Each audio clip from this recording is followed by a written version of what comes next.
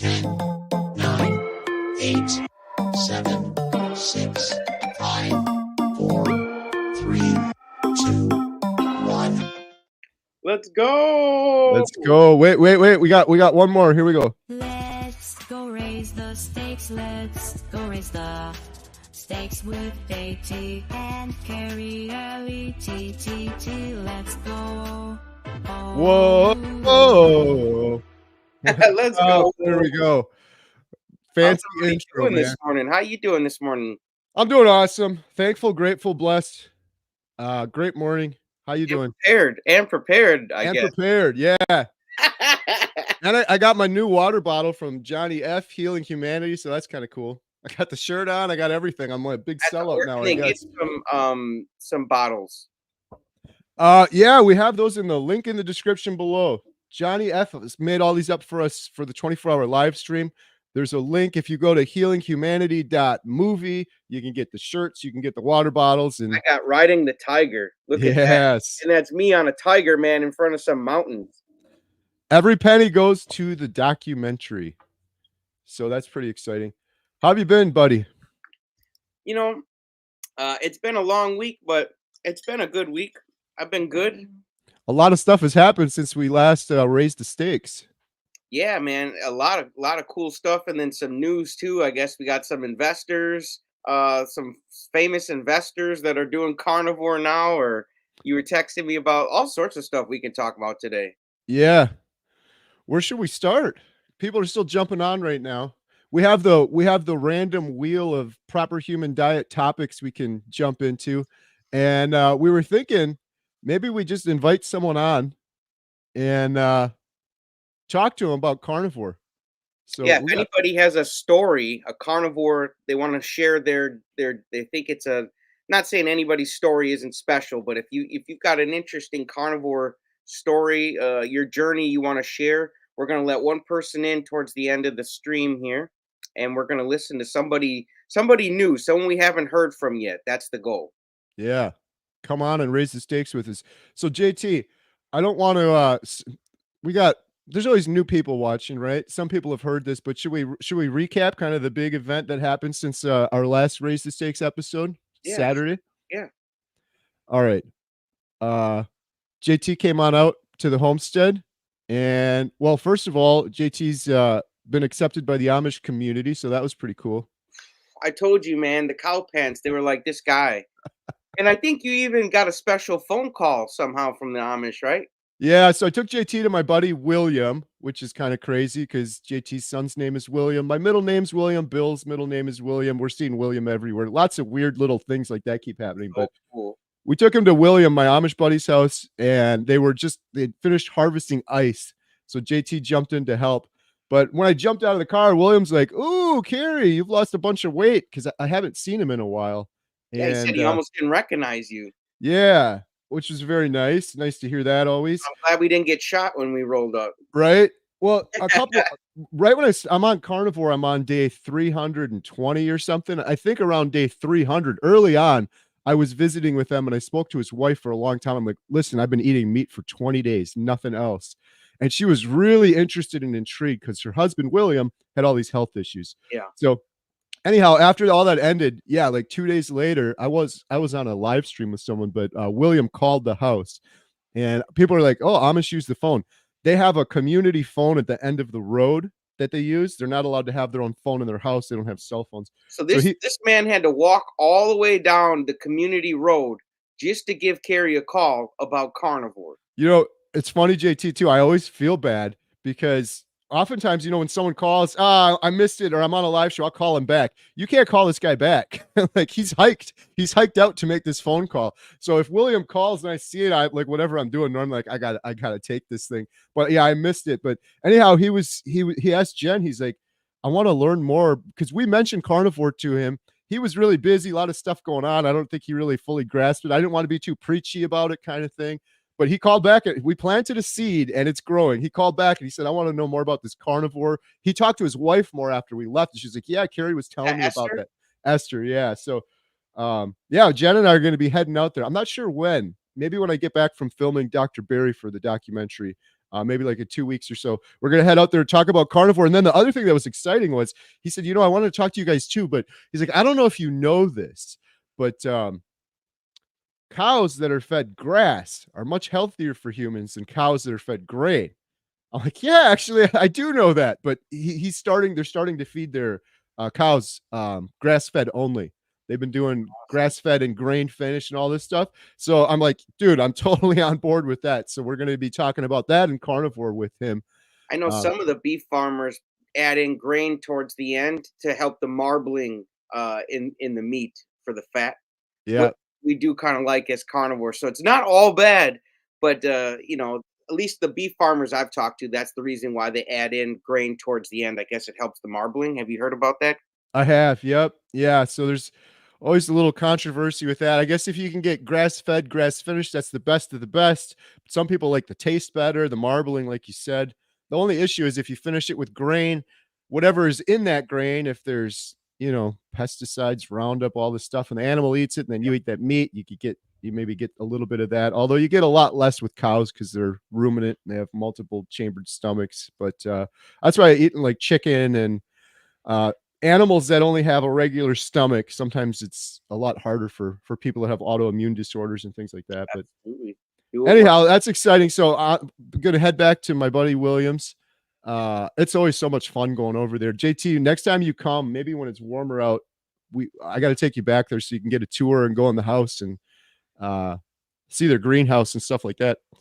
That'd be awesome because I've never seen a Amish house.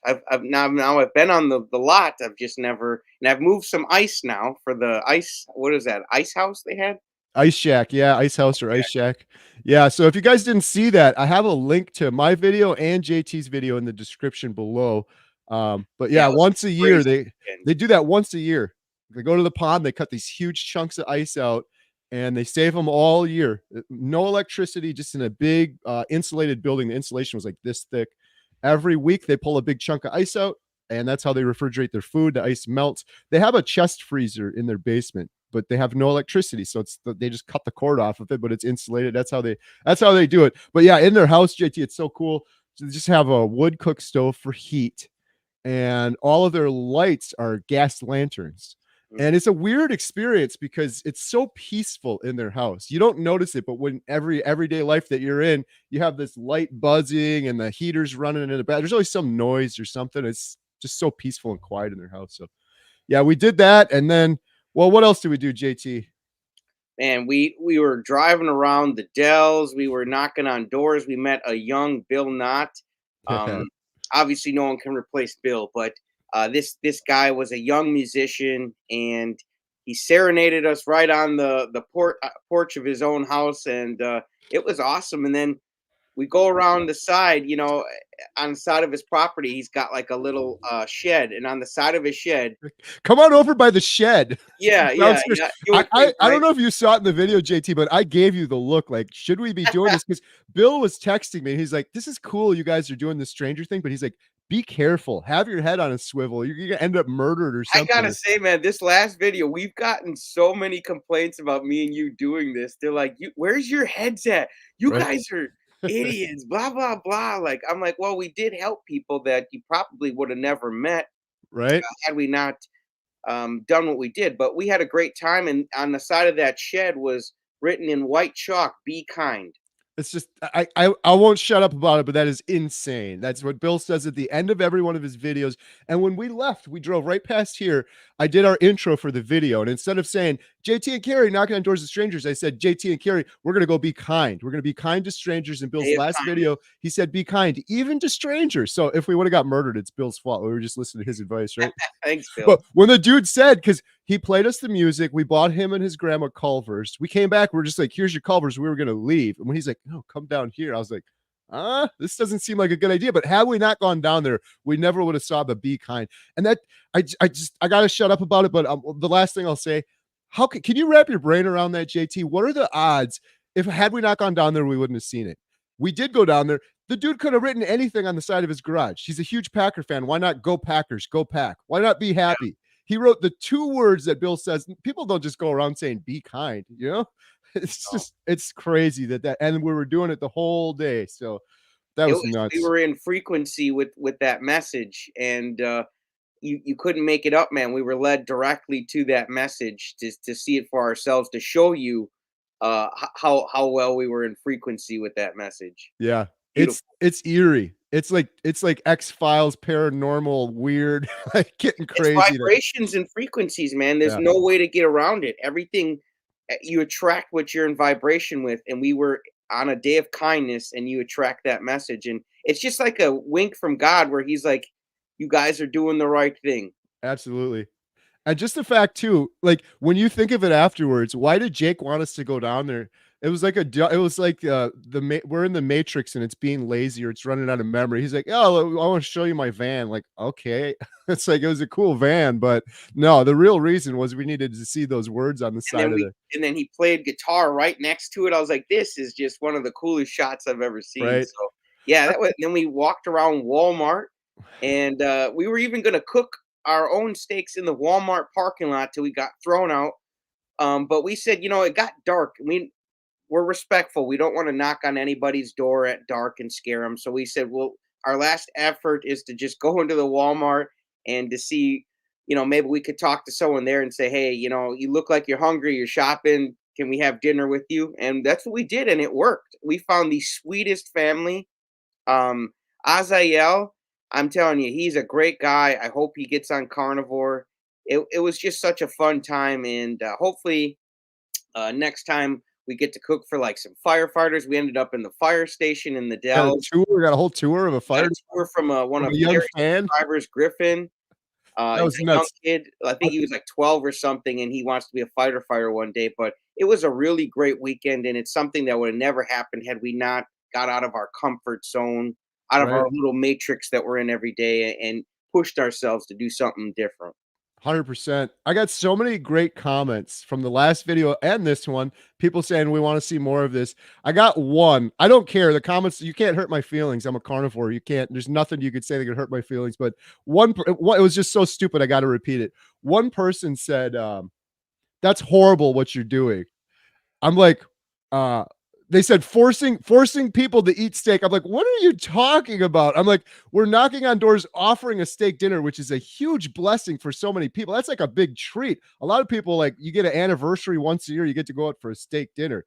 We didn't have one person that was like, get the hell off my thing. They were all like, oh, cool, it's cool what you're doing. We're just not interested. And we're like, great, have a nice day.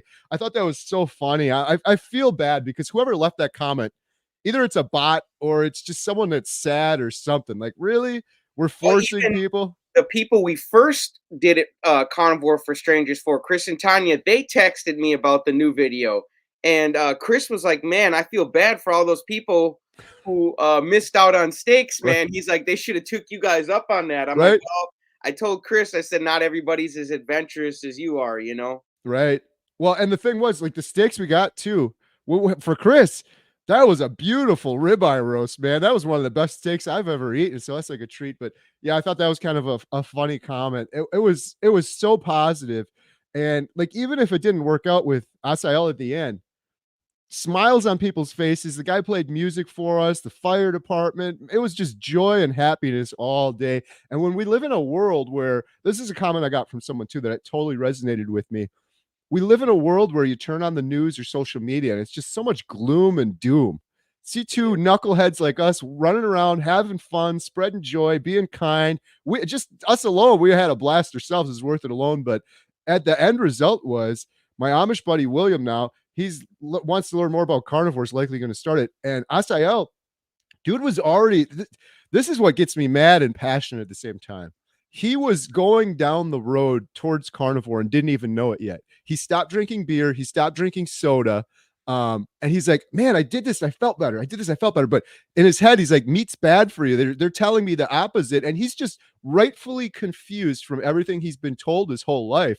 When we started talking to him, I said, no, check out this Dr. Barry video. Think about this a little bit more. He's like, this stuff makes sense. He's like, when I cut out bread and stuff like that, he said he has like acne on his back. It starts going away. He's like, everything you're saying is making sense. And he's basically going to do carnivore now. He's thinking about doing a YouTube channel on it too. So And if it's he starts a YouTube channel, me and Carrie will share it. And we already told them we would love to have him and his wife on for a live stream. We will share that. But Carrie, back to what you're saying, I was raised that I was always told that like meat and bacon grease and stuff like that were heart killers. Yes. That's literally what I was told. They're heart killers. Right. Well, and then meanwhile, so he took all that advice, meat's a heart killer, and he's gaining a bunch of weight. He told me he was depressed, he was anxious, he's got skin issues on And his he felt back. terrible all the Felt time. yeah, felt terrible all That the was his time. own words. Felt terrible. Who Right. wants to hear that from somebody, man? That they feel terrible all the time. It's Yeah. sad. Yep. Yeah, so that was pretty awesome. I guess the last thing that all these crazy things happened. The fact that that kid at the fire department, was it Bryson? Dice, I keep forgetting his Griffin. name. Griffin. Griffin. Come on, Carrie. Griffin. I'm sorry. It's such a cool name too, Griffin. He just happened to be He had an subscribed. old soul. We knocked on the door, and the dudes were like, we're kind of busy. We got this thing. And then Griffin shouts out, I know those guys. What are the odds of that The happening? door was about to shut on us, and the guy was like, "You're kidding me? You know them?" Then he opened up. He's like, "Whatever. Come on in, man."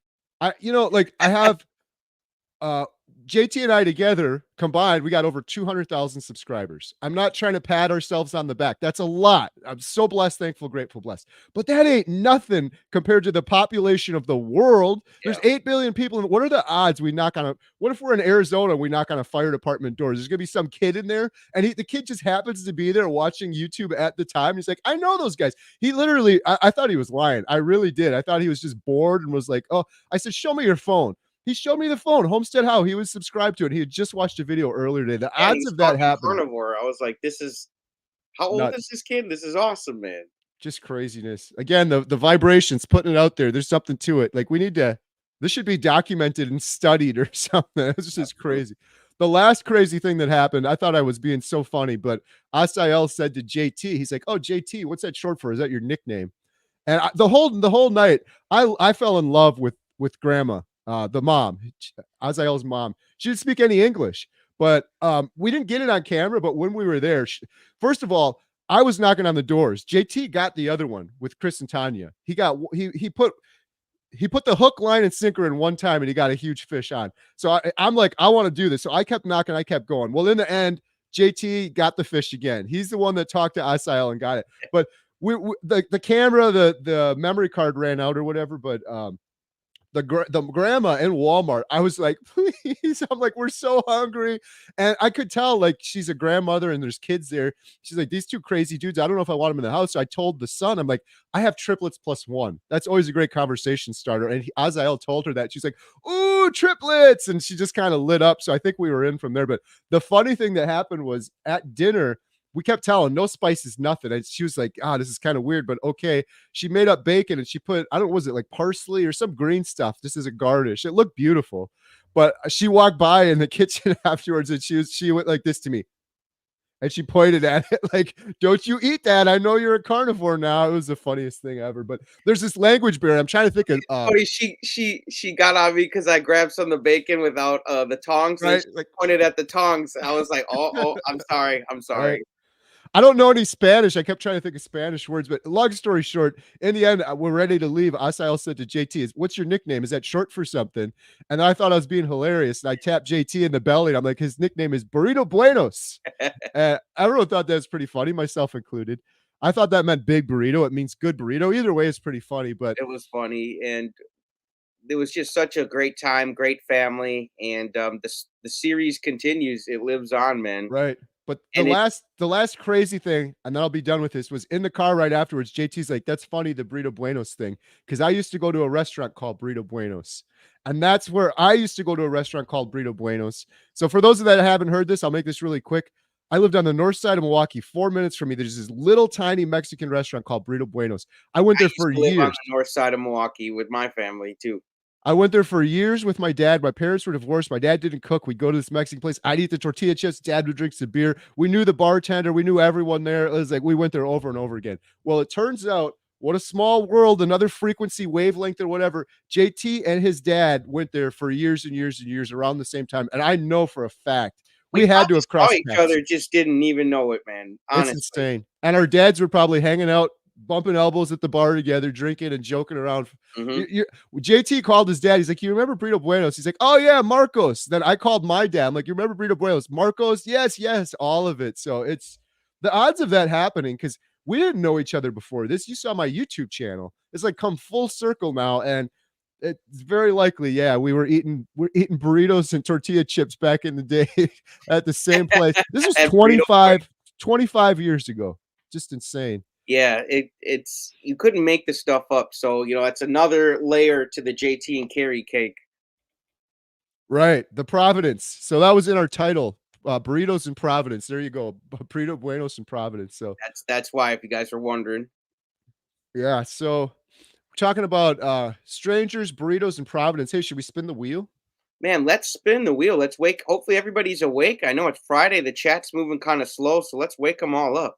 Let's see. Do I have the wheel? Oh, I have the wheel. I have the wheel. Here we go. We're going to spin the wheel of proper human diet discussion Let's topics. go. There it is. Let's see. What do we have first on the wheel? We have burrito, strangers, can't make it up, news, funniest moment, frequency, and chat GPT. If we hit chat GPT, I'm going to open chat GPT and we have to type something into it and get an idea. So here we go. Ready? Oh, wait. Let us spin the random wheel of proper human diet discussions. Oh my, that's funny. Let's go. We're here. We're just listening. All right, Lynn. This is you, JT. Funniest moment. Funniest moment from when? From your life. Ooh, man, from my life. Wow. Well, there's been a lot of them. Let me see here. Funniest moment. Honestly, I can't pick one right off the top of my head right now. Can't even think right now, honestly. Should we spin one more? Should we spin one more time? My dogs are barking. Let's spin one more. Sorry, guys.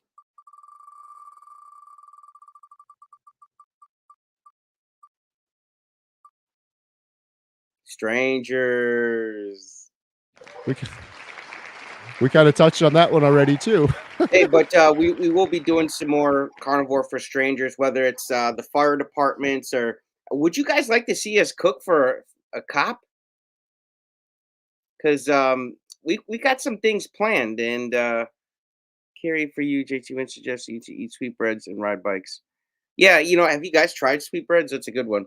But yeah, we're gonna be talking with a lot more strangers, whether they're Amish, whether they're subscribers, not subscribers, whether they're in Walmart, not in Walmart.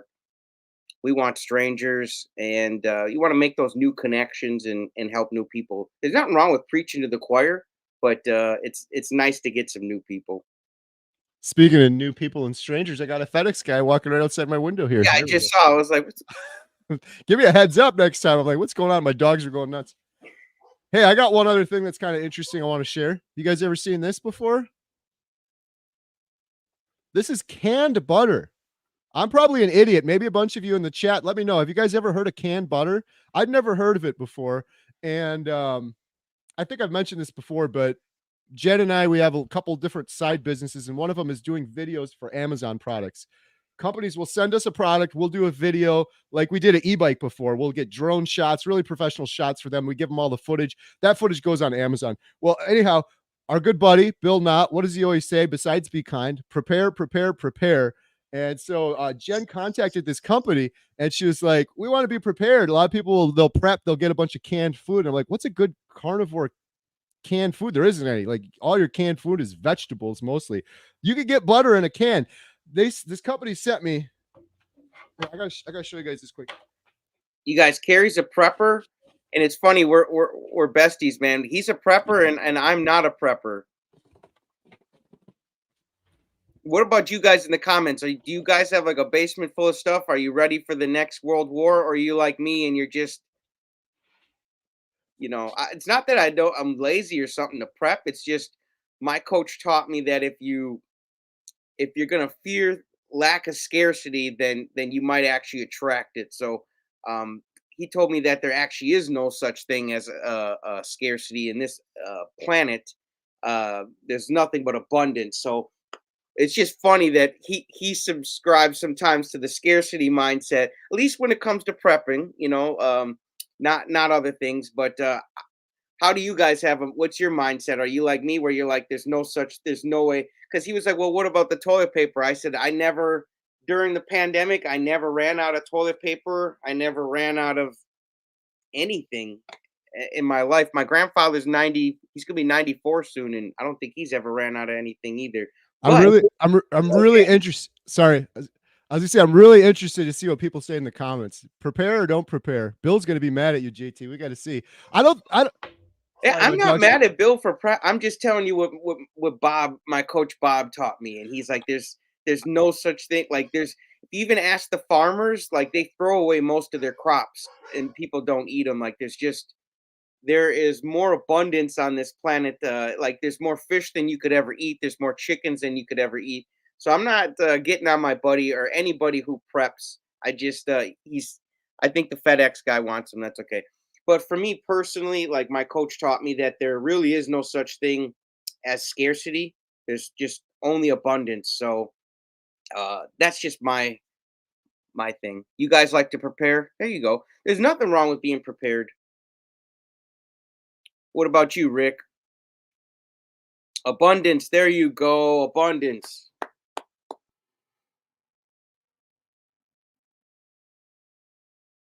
There Sorry, you go. I had, For abundance, had, so yeah. There you go. had to decide for the thing. My thing is, it's not a fear like, oh, I'm scared something's gonna happen. It's more of why not be prepared just in case kind of thing. But in this case, like, would you say no to this, JT, if they're willing to send you a whole case of grass-fed butter from New Zealand? The only thing I had to do is No, but I would share it with other people. I wouldn't just put it in my closet and hoard it. hey, when you come over, you can have some, Let's go. right? Maybe we could do a little giveaway or something, but I don't know. I think there's a difference between being scared and hoarding and just being prepared. Like a lot of preppers, Just don't let your preparedness lead you into an unhealthy habit where now you're collecting old bike frames all the time and you're right? pissing off your wife and she wants to divorce you because she can't walk around the yard. For sure. Yeah, like that hoarders show. Yeah, Yeah, I don't want to think get some there. of those people have had um prepping tendencies, but they go with like a, when it gets mixed with like a mental disorder, I think that's when it gets a little too much. But otherwise, if you guys got a healthy mindset for it, that's just fine. But that's Right. just me though. I don't prep for nothing.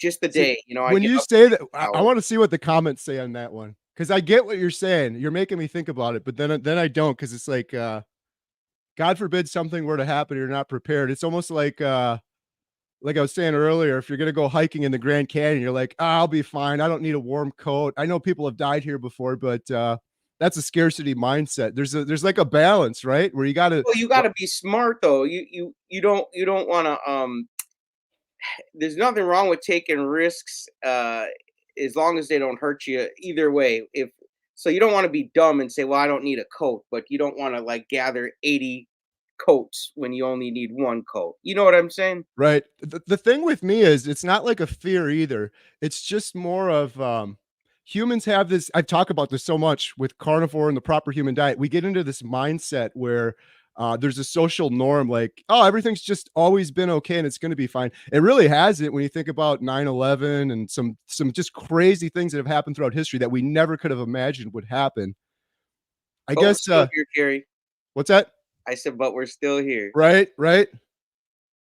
My thing is though, with you saying it like that, it just scares me because there's people out there that aren't prepared, and then something happens, and then those are the ones that are running around like maniacs with trying to rob their neighbor or something because now they're desperate because they Well, see, didn't prepare it all. I am prepared. I've made friends with beef farmers. And I've got like certain, if I know, like if the stores are closed, I know which farms to go to and I can eat.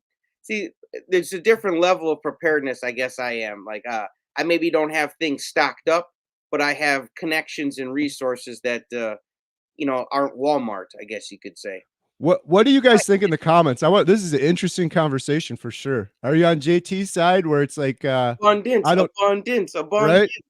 Do you have abundance or are you trying to be Yeah, I'm put not trying to be a abundance in the crazy chat or hoarder, but just scarcity in the chat. Which one is more prevalent on this planet? Abundance or scarcity? you look at behind me, all this I stuff, don't I man. don't like the word scarcity though. I don't like how you're using that, JT. I That's the like term though, I Carrie. like That's the prepared. scarcity mindset. Prepared or unprepared? How about that one? I Yeah, guess. see, I you could guess. phrase it's a little different when you phrase it that way, Yeah, prepared or but unprepared. you could ask these hoarders when you see on the TV show, ask them if they're prepared or unprepared. They're gonna be like, "Prepared." I'm like, "You sure are." Right, but I think the hoarders, that's like an opposite extreme. Hey, It's but like, that's prepared or unprepared, you know? I don't think those people are prepared for anything. I've watched that show before, I think they got prepared, then they're over prepared, and then it's when you're tripping on all your stuff and you can't even live, you know what I'm saying? right? Mhm. What do we got going on in the comments? Well, anyways, before we go back to the comments, I tried this yesterday. It's pretty darn good. It's grass-fed, grass-finished, and it's in a can, which is just I've never seen butter in a can before. Anyone in the comments seen this stuff before? And long story short, I mentioned this to Bill, and he's like, "That stuff's great." And Bill had a whole case of this Thought you because had he's tuna or something at first. Bill was prepping, and sadly, they had a big fire at their property many years ago, and he lost everything. They had like storage containers, like his hunting stuff, all that stuff. He lost a whole bunch of stuff, but he knew Bill's like pure creamery butter. That stuff's great. I thought this was just some off-brand, And some Bill's company. getting it all back. He's tapped into abundance. As much as he prepares, he's tapped in abundance. He's getting it all back plus more. He's getting his entire life back. He's going to get the ATV. He's going to get the fishing rods back, the bow hunting. I mean, and then he's going to have all his exercise equipment and vibrate machine. And dude, he's going to be so stacked on the abundance side. He'll be prepared for whatever he needs. Right? And I'm totally with you, JT. Like you said before, like the hoarding toilet paper and all that. That stuff was crazy. I don't. There, it's. I guess it's how you talk about it. Like I feel like you're saying like prepping is hoarding. I don't feel like it's that way. If you're doing it when there's a crisis and then you're going out and buying a bunch of toilet paper, then that's hoarding and that's stupid. But like me having a case Everybody of did this, though. me. I know. I think that's totally wrong. But Yeah, now they when rob there's not. from their neighbors, man. When you take more than you need, you that's not the way it's supposed to go. You know what But I'm saying? that's the worry most people like me have that are prepared is like you're not prepared. So now when crap hits the fan, which you say is never going to happen, but if it does, those are the people that are then going out and hoarding toilet paper. I didn't go out and hoard toilet paper when it happened. I had plenty. We had stuff for Airbnb and stuff. But like Oh, this, your kids are gonna grow kids, and then those kids will grow kids, and those kids will grow kids. That we'll be here for a long time, Gary. this stuff though, this isn't hoarding. If you buy a case of this, there's not a shortage now. There's not No, like no, you no, can't no, like no. JT can go on and you can still go get a case of it. My thing too is like you said, I would give it away. I'll gladly give some of this away if people want it. But my worry is people aren't prepared, and then if something does happen, then it would be like then I would have more of an abundance You to help feel other better if I people. took a can and then put it Oh, in the you're getting a box? can. You're getting a can for sure. Just All right, I'll put a if, can away for Carrie so he feels or to use it for a YouTube video. Would it be a good YouTube video? Because I don't know if I'm just crazy. I've never seen canned butter before. It's like a perfect carnivore YouTube video, right? yeah, yeah. What are I people used to saying in the comments? I really want to hear this because I You ever wonder. seen these couponer ladies though? Like their whole garage and basement is filled Yes, with stuff they'll never eat. They've that's had crazy, Oreos from 8 years ago that went bad, but they've got it for a penny because of a coupon, and they, right? And you then they know, have like a warehouse in their garage. Yeah, I, that's a little different. yeah. What is Rick says? It's not hoarding if you'll use it. Yeah, that was the other thing too.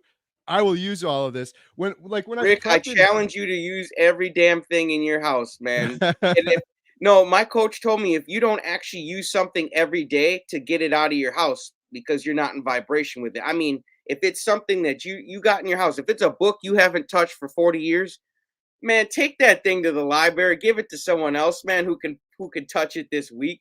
there we go. Marna Actually agrees. She's a get rid of it. minimalist. Yeah, I guess you could say I'm kind of a minimalist, but I like collecting stuff that's collectible. But even to a point, I have no more room to collect That's. any more stuff. So I I'm was done just gonna collecting. say carnivores are pretty much minimalist in terms of our nutrition, and it's awesome. But you just said you're a minimalist, and that was pretty funny, JT, when you pointed behind you.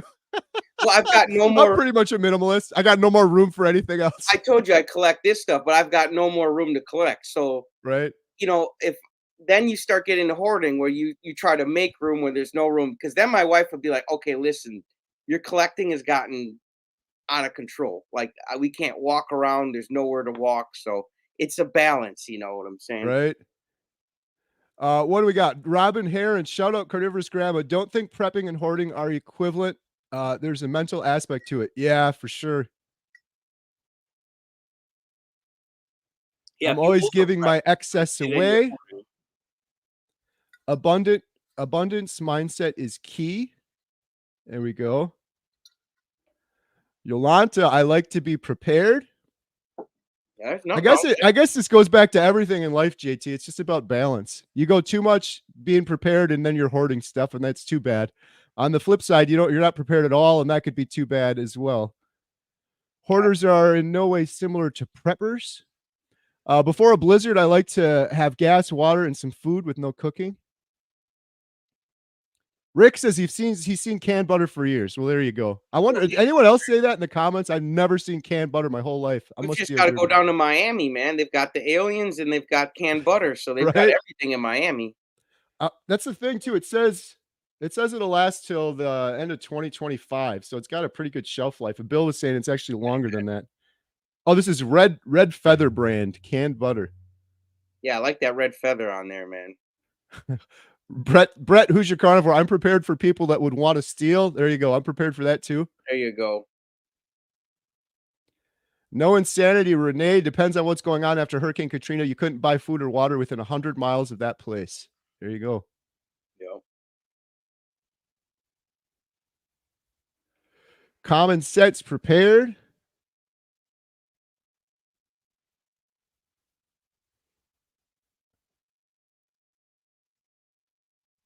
Here we got a question. Toby's carnivore. What do you think? I have no carbs, 100%. So I had a big load of carbs today in the bathroom and stomach discomfort. Well, now you know how they make you feel. Sometimes I mean, as much as that sucks to feel discomfort, but sometimes maybe you needed that reminder because you were feeling so good on carnivore that you kind of take it for granted. I'm not saying you did, but sometimes we take it for granted. We say, "I'm feeling so good, I can eat that junk again," and then you eat the junk, and you're like, "Wow, it does make me feel." So maybe use it as a nice reminder to why you don't want to feel like that anymore, and why you should keep you gassed up and motivated to stay on your carnivore diet so you feel good. Yeah, sounds like it's a good lesson. I always repeat this. I heard someone else say it. A lesson. Wait. It's not a failure, it's a lesson, and a lesson is a blessing. I love that. Yep. Learn from it. Kalamazoo gal, I like to be prepared. I want to talk about Rick for president, 100%. Rick, who would be his vice president? That's what I want to talk about. Right. We got a question from Dari. Hey, everyone, have you heard that there's already 3D printed steaks that are being served in restaurants in Europe? No, No, that's crazy. it might be cloned beef, but I've never heard of. I don't know if you can eat 3D printed steaks. Yeah, not something I'm interested in. That's crazy. We Yeah, it's just get already making just the sound of it's making my stomach growl because right. it doesn't fill me up. Like I could just tell, like I eat that steak, I'm gonna be hungry still. Yeah. It's like I always say, the further away we get from natural, the sicker we're getting. And a 3D printed steak does not sound natural to me. Lynn Tucker Carnivore, we never let our gas in our cars go below a half if no electricity. Hey, it's our buddy Jeff DeProsperous. I want a couple cans. I got you, Jeff. Listen, Jeff, I will send this with you. I got a package going out to Jeff. I'm waiting for those carnivore bars to come back. I'm sending some stuff to Jeff. And then Jeff, I got this for you. I will throw in a couple cans of butter with Let's the go, care Jeff. package. How's it going, Jeff? Hope you're doing well. That's I my had a buddy. good He listens to Bob Proctor too, Jeff. So Jeff knows all about an abundance mindset, man. Yeah, he still wants a couple cans though, so he's prepared as well. Hey, That balance, how do you know he ain't giving them away? right? Jeff, you got to leave a comment. What are you thinking? Is prepping crazy, or should you just have abundance mindset? I mean, you still want a snowblower in case it snows, but I don't want 10 snowblowers like my dad used to have in the garage. Right, but with your example now, you have no snowblower. That would I be have a the prepper's opinion. I have No, a snowblower. you have no snowblower. I've got a snowblower, man. I've got a shovel, but I don't got multiple of those things. If I need one, I'll go out and buy one, Always prepare. There is scarcity during emergency situations or war. God gave us grace, faith, and common sense. Short-term self-reliance is common sense to me. There we go. Triple Jim. Rick said, feeling chest pains. Must be lunchtime. That's What funny. is the ingredients in the can? It is, let me see here. Cream salt. Pasteurized cream salt. Mm. It's butter. It's cream. It's pure creamery butter from Red Feather brand. 12 ounces of pure creamery butter. Grass-fed, grass-finished butter from, I think Bill said New Zealand or Australia or something like that. I'm getting hungry, man. Here's a question. Hi, guys. 35 days on carnivore. Do you know anything about if you experience insomnia on carnivore? I just had 5 days where I would wake up at night and finding it hard. Yeah, Carrie was just talking about that. You want to Yeah, so I've heard a couple people report things like this. It's not insomnia, in my opinion, because when I was depressed for years and years, I had horrible insomnia and I'd walk around like a zombie. Part of it for me is excess energy. And I find, for example, if I'm not exercising, which I'm not doing a lot of in the wintertime, in the summertime in Wisconsin, I was always going for walks and stuff like that. You have excess energy.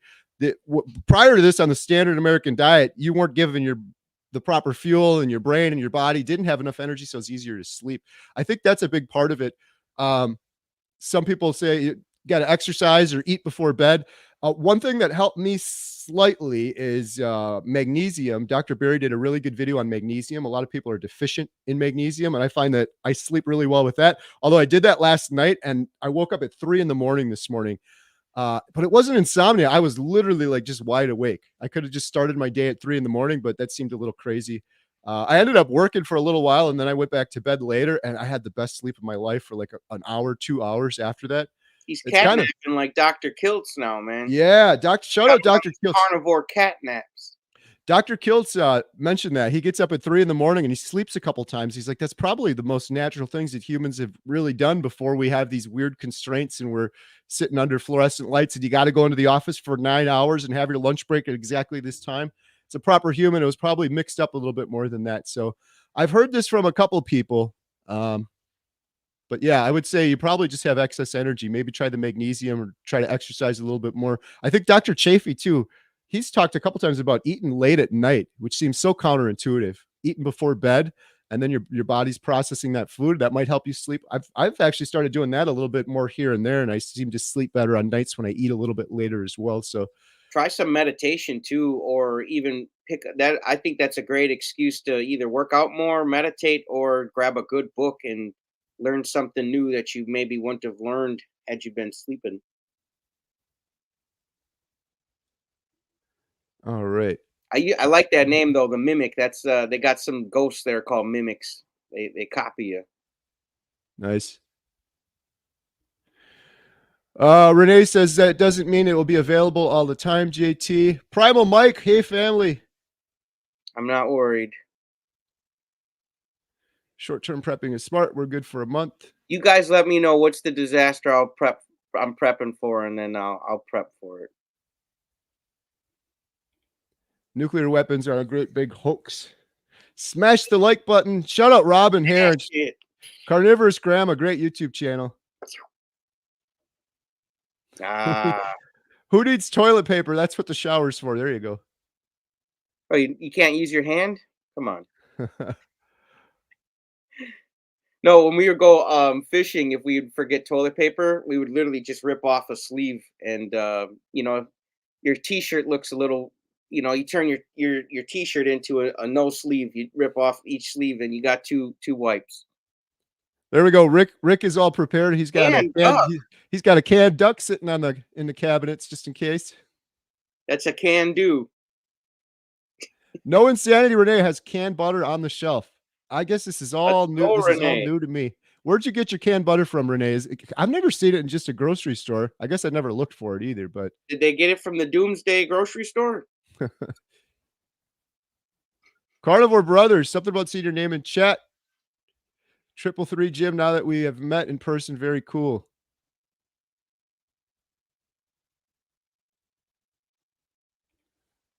Carrie, for you, when JT suggested that you two eat sweetbreads and ride bikes. There we go. Never done the sweetbreads. You mentioned that, I think, on the last one. Yeah, What are sweetbreads again? It's so counterintuitive. it's like from the pancreas of the cow. Ah, Yeah, and it sounds like it's sweet and it's bread, but it's neither. It's a meat. And I was also talking about tripe. Have you guys had tripe? That's the lining of the cow's stomach. You can eat that too. The only reason I don't like tripe is, man, it kind of makes the hair on me stand up. Like it, like I don't. I've got that phobia of like small holes and stuff. So like when I look at tripe, it just makes my skin crawl. But otherwise, yeah, it's from the pancreas. You got to be real carnivore courageous to start eating sweetbreads and tripe. the only place I ever heard of sweetbreads before was from a horror movie. I think it was Silence of the Lambs or one of those with Anthony Hopkins. He was talking about cooking up some sweetbreads. I didn't Oh, know what it was. got a Bible verse on prepping. I'm going backwards on the comments here. I got to get caught up here. Let's see.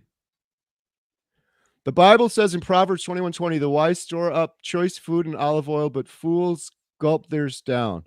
All right. I gotta say though, if you think Jesus had a basement full of goods, I think you'd be surprised. You'd be surprised, man. I don't think Jesus had a basement full of stock goods. Right. No, he was already walking around and shit. He ain't got no time to stock up. All right, here we go. I've gathered some questions now. If you guys have questions, shoot them in the sidebar. We're going to take someone in for an interview later. Shout out Dennis Ballin, $10. Thank you so much. Please have Maggie on as from the beef capital of the world, Alberta, Canada. Yes, Maggie's awesome. I don't know if she would want to do a live stream. She's a little shy on camera. But she's got her Instagram she's posting, and she has done a couple of YouTube videos.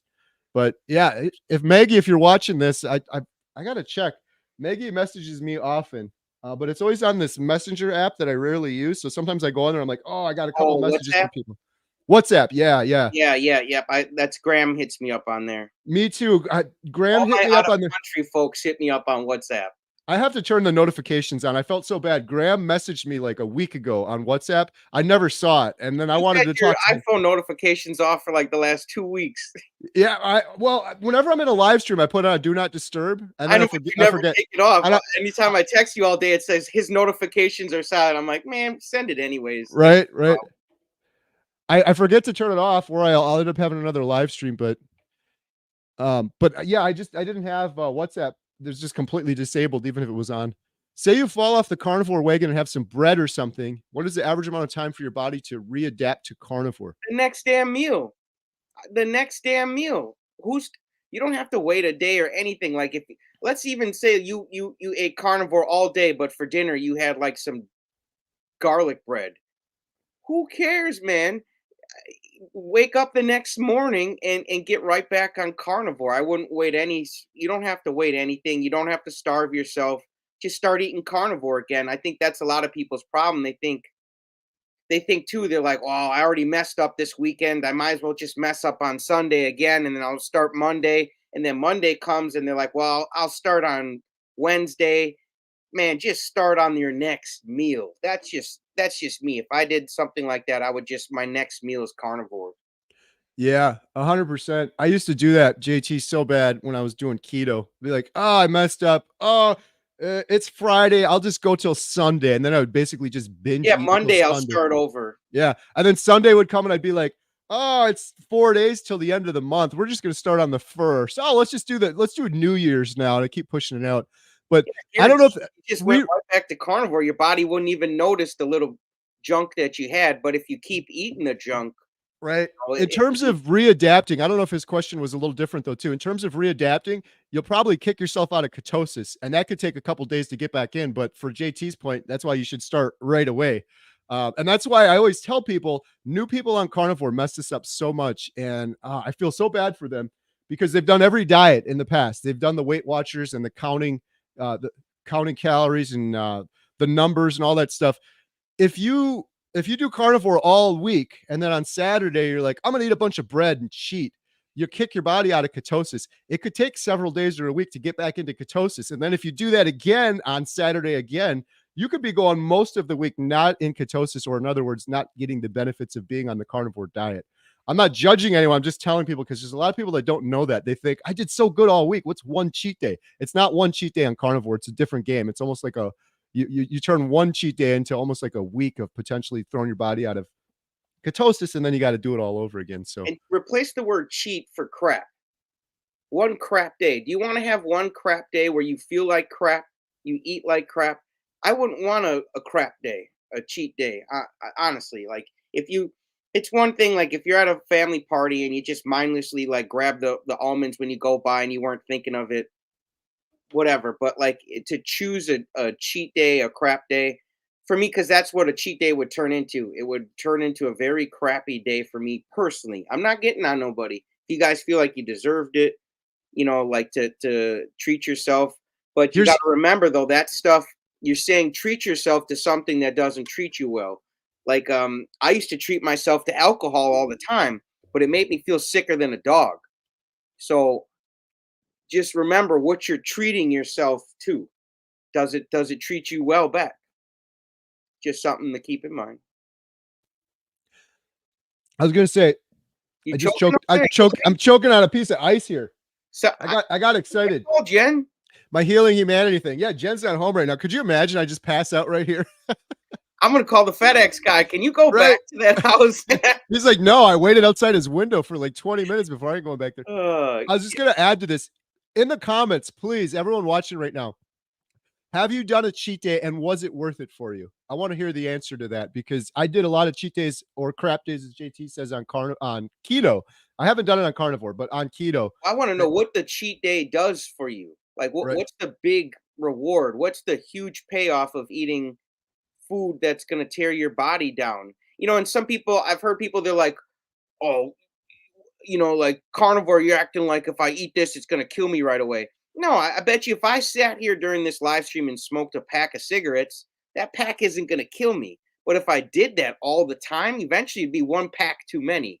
So, it's on you guys. If it pays off, I don't know. I would like to know what the payoff is though, eating food that doesn't treat us well.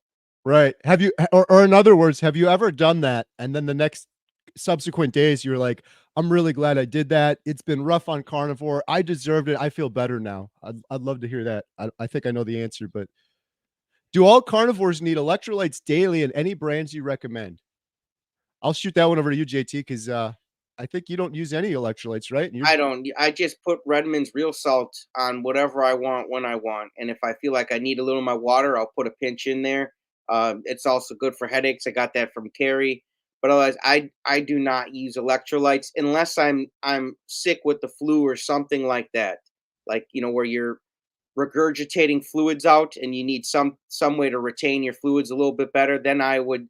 I'm not saying no. You still don't need it. I'm not some hard ass like that. Just if on a daily basis, if you feel fine on carnivore, I really don't think you need them. But if you're sick or something, get some electrolytes in you, get some bone broth in you, do what you got to do. Yeah. I don't take them daily anymore. When I first started carnivore, like adapting, I did like the first 2 weeks. My daughter Emma did. Some people, you could get the keto flu. You can get headaches, you can get stuff, but then other people, they don't do any and they're just fine. So I like if I'm gonna go in the summertime when I'm exercising more, if I'm gonna go on like a big bike ride or something, I'll put some electrolytes in my water. But honestly, I don't remember the last time I had any. Sometimes if you get like a headache or something like that, like JT said, then I'll take a few. But question, did you see the video of them making imitation crab? Don't know what it is. No, I haven't seen that. Yeah, again, back to my number one rule. Is it natural or not? That doesn't sound natural. Yeah, I don't. We're gonna focus on ribeyes and stuff. How many hours of sleep do you guys need after going carnivore? 5? 5, man, and I feel great. That's about what I did last night. Yeah, I went to bed at 10. I woke up around 3 or 4. It's a lot less. It's way less. It's Because you're getting better sleep. yeah. You're getting better quality sleep. And I feel bad because before I needed 12 hours and I woke up and I still felt like Right. crap. And then I wasted, if I only needed 5, then I had 12. Like I wasted 7 hours of my day getting crappy sleep. Yep. And I still felt like crap when I could have been reading a book, learning something. I could have been making a video to help somebody. I could have been talking on the phone. I could have been, um, having Carrie try to convince me to be a prepper. There's things I missed out on, man, sleeping 12 hours a day. Right. And the other thing I'll add real quick, shout out Healing Humanity, the documentary. This is one of my big realizations. You get better sleep, like JT said. But also, before this, people that are on the standard American diet, I'm talking about my former self. I was always in a brain fog. I was always fatigued. I was always tired. I'd stand up, I'd be tired. I very rarely had energy. And I realize now why. It's because the brain takes an incredible amount of energy to function. And when you're putting the wrong fuel in, you're putting sugar in, and the brain's inflamed, your body's inflamed, you're literally not giving it the fuel it needs. And the best analogy I have, I've said this in a couple of videos, I'm going to keep saying it, is before I was carnivore, I was impaired. It was like I was always slightly drunk my entire life because I wasn't giving my body enough energy. And that's why Healing Humanity has many meanings, but I think that's the biggest one. The majority of humanity right now is on the standard American diet, and they're walking around like they're intoxicated. They don't know what it's like to be sober, and they don't have the energy to do. They don't have the energy to go knock on doors like JT and I are doing. They don't have the energy to make friendships, personal, real connections with people. When I was on the standard American diet, I had enough energy to barely get by. I'm like, I'm gonna go lay on the couch. I'm not gonna Yeah, go I knock didn't on have someone's door. energy for friends, man. I wished everybody well, but I had no energy to make a friend. Right. So JT, imagine how many friends you have now, how many connections you're making. You're going outside your comfort zone. You don't have the anxiety, the stuff you had before. Imagine if the whole world was like that. But the majority of the world right now is not making friends, not making connections, and they're sitting on their couch. And also, by the way, they're not going after people have hopes and dreams and they want to do this and aspire to that. I wasn't going towards my hopes and dreams when I was on the standard American diet. I was too tired to barely get through the day. Now I am. So I just imagine a world where humanity's healed and everyone has that energy and they're not walking around drunk. It's going to be an amazing place when it My happens. coach taught me making friends is real easy because all you do is focus on someone else besides yourself. That's the best way to make a friend. And if you're feeling like you have a lack of friends, then you maybe are focusing too much on yourself. Now, before I needed to focus on myself to get myself right, to get on the diet. So you do want to focus on yourself to get the ball rolling. But once you start feeling good, man, spread the love. Focus on someone else. Try to get them to have a good day. Say something nice, and you're gonna be surprised how many friends you make just focusing on someone else. It's easy. Yeah. We got some donos. Nice. Nancy Chandler, magnesium Nancy. glycinate and ashwagandha. I've never heard that word before. Everyone's going to be like, canned butter, ashwagandha. This guy doesn't know anything. Helps a lot with sleep and anxiety. Yeah, Dr. Barry did a great video on magnesium and how we're deficient. We used to, in our everyday lives as humans, we'd come in contact with it and drinking water out of a puddle or river or whatever, and we just don't have that anymore. So I've never heard of ashwagandha though. Leave a comment down below. Everyone's probably like, That's yeah, how I much know. abundance we have, Carrie. We're drinking out of cups now instead of puddles, man. Telling you, Right. life is good, Carrie. Yeah. But we don't want to take it for granted. Yeah, It so becomes make sure you normal, dig a hole in the back so you've got a puddle to drink out of. right?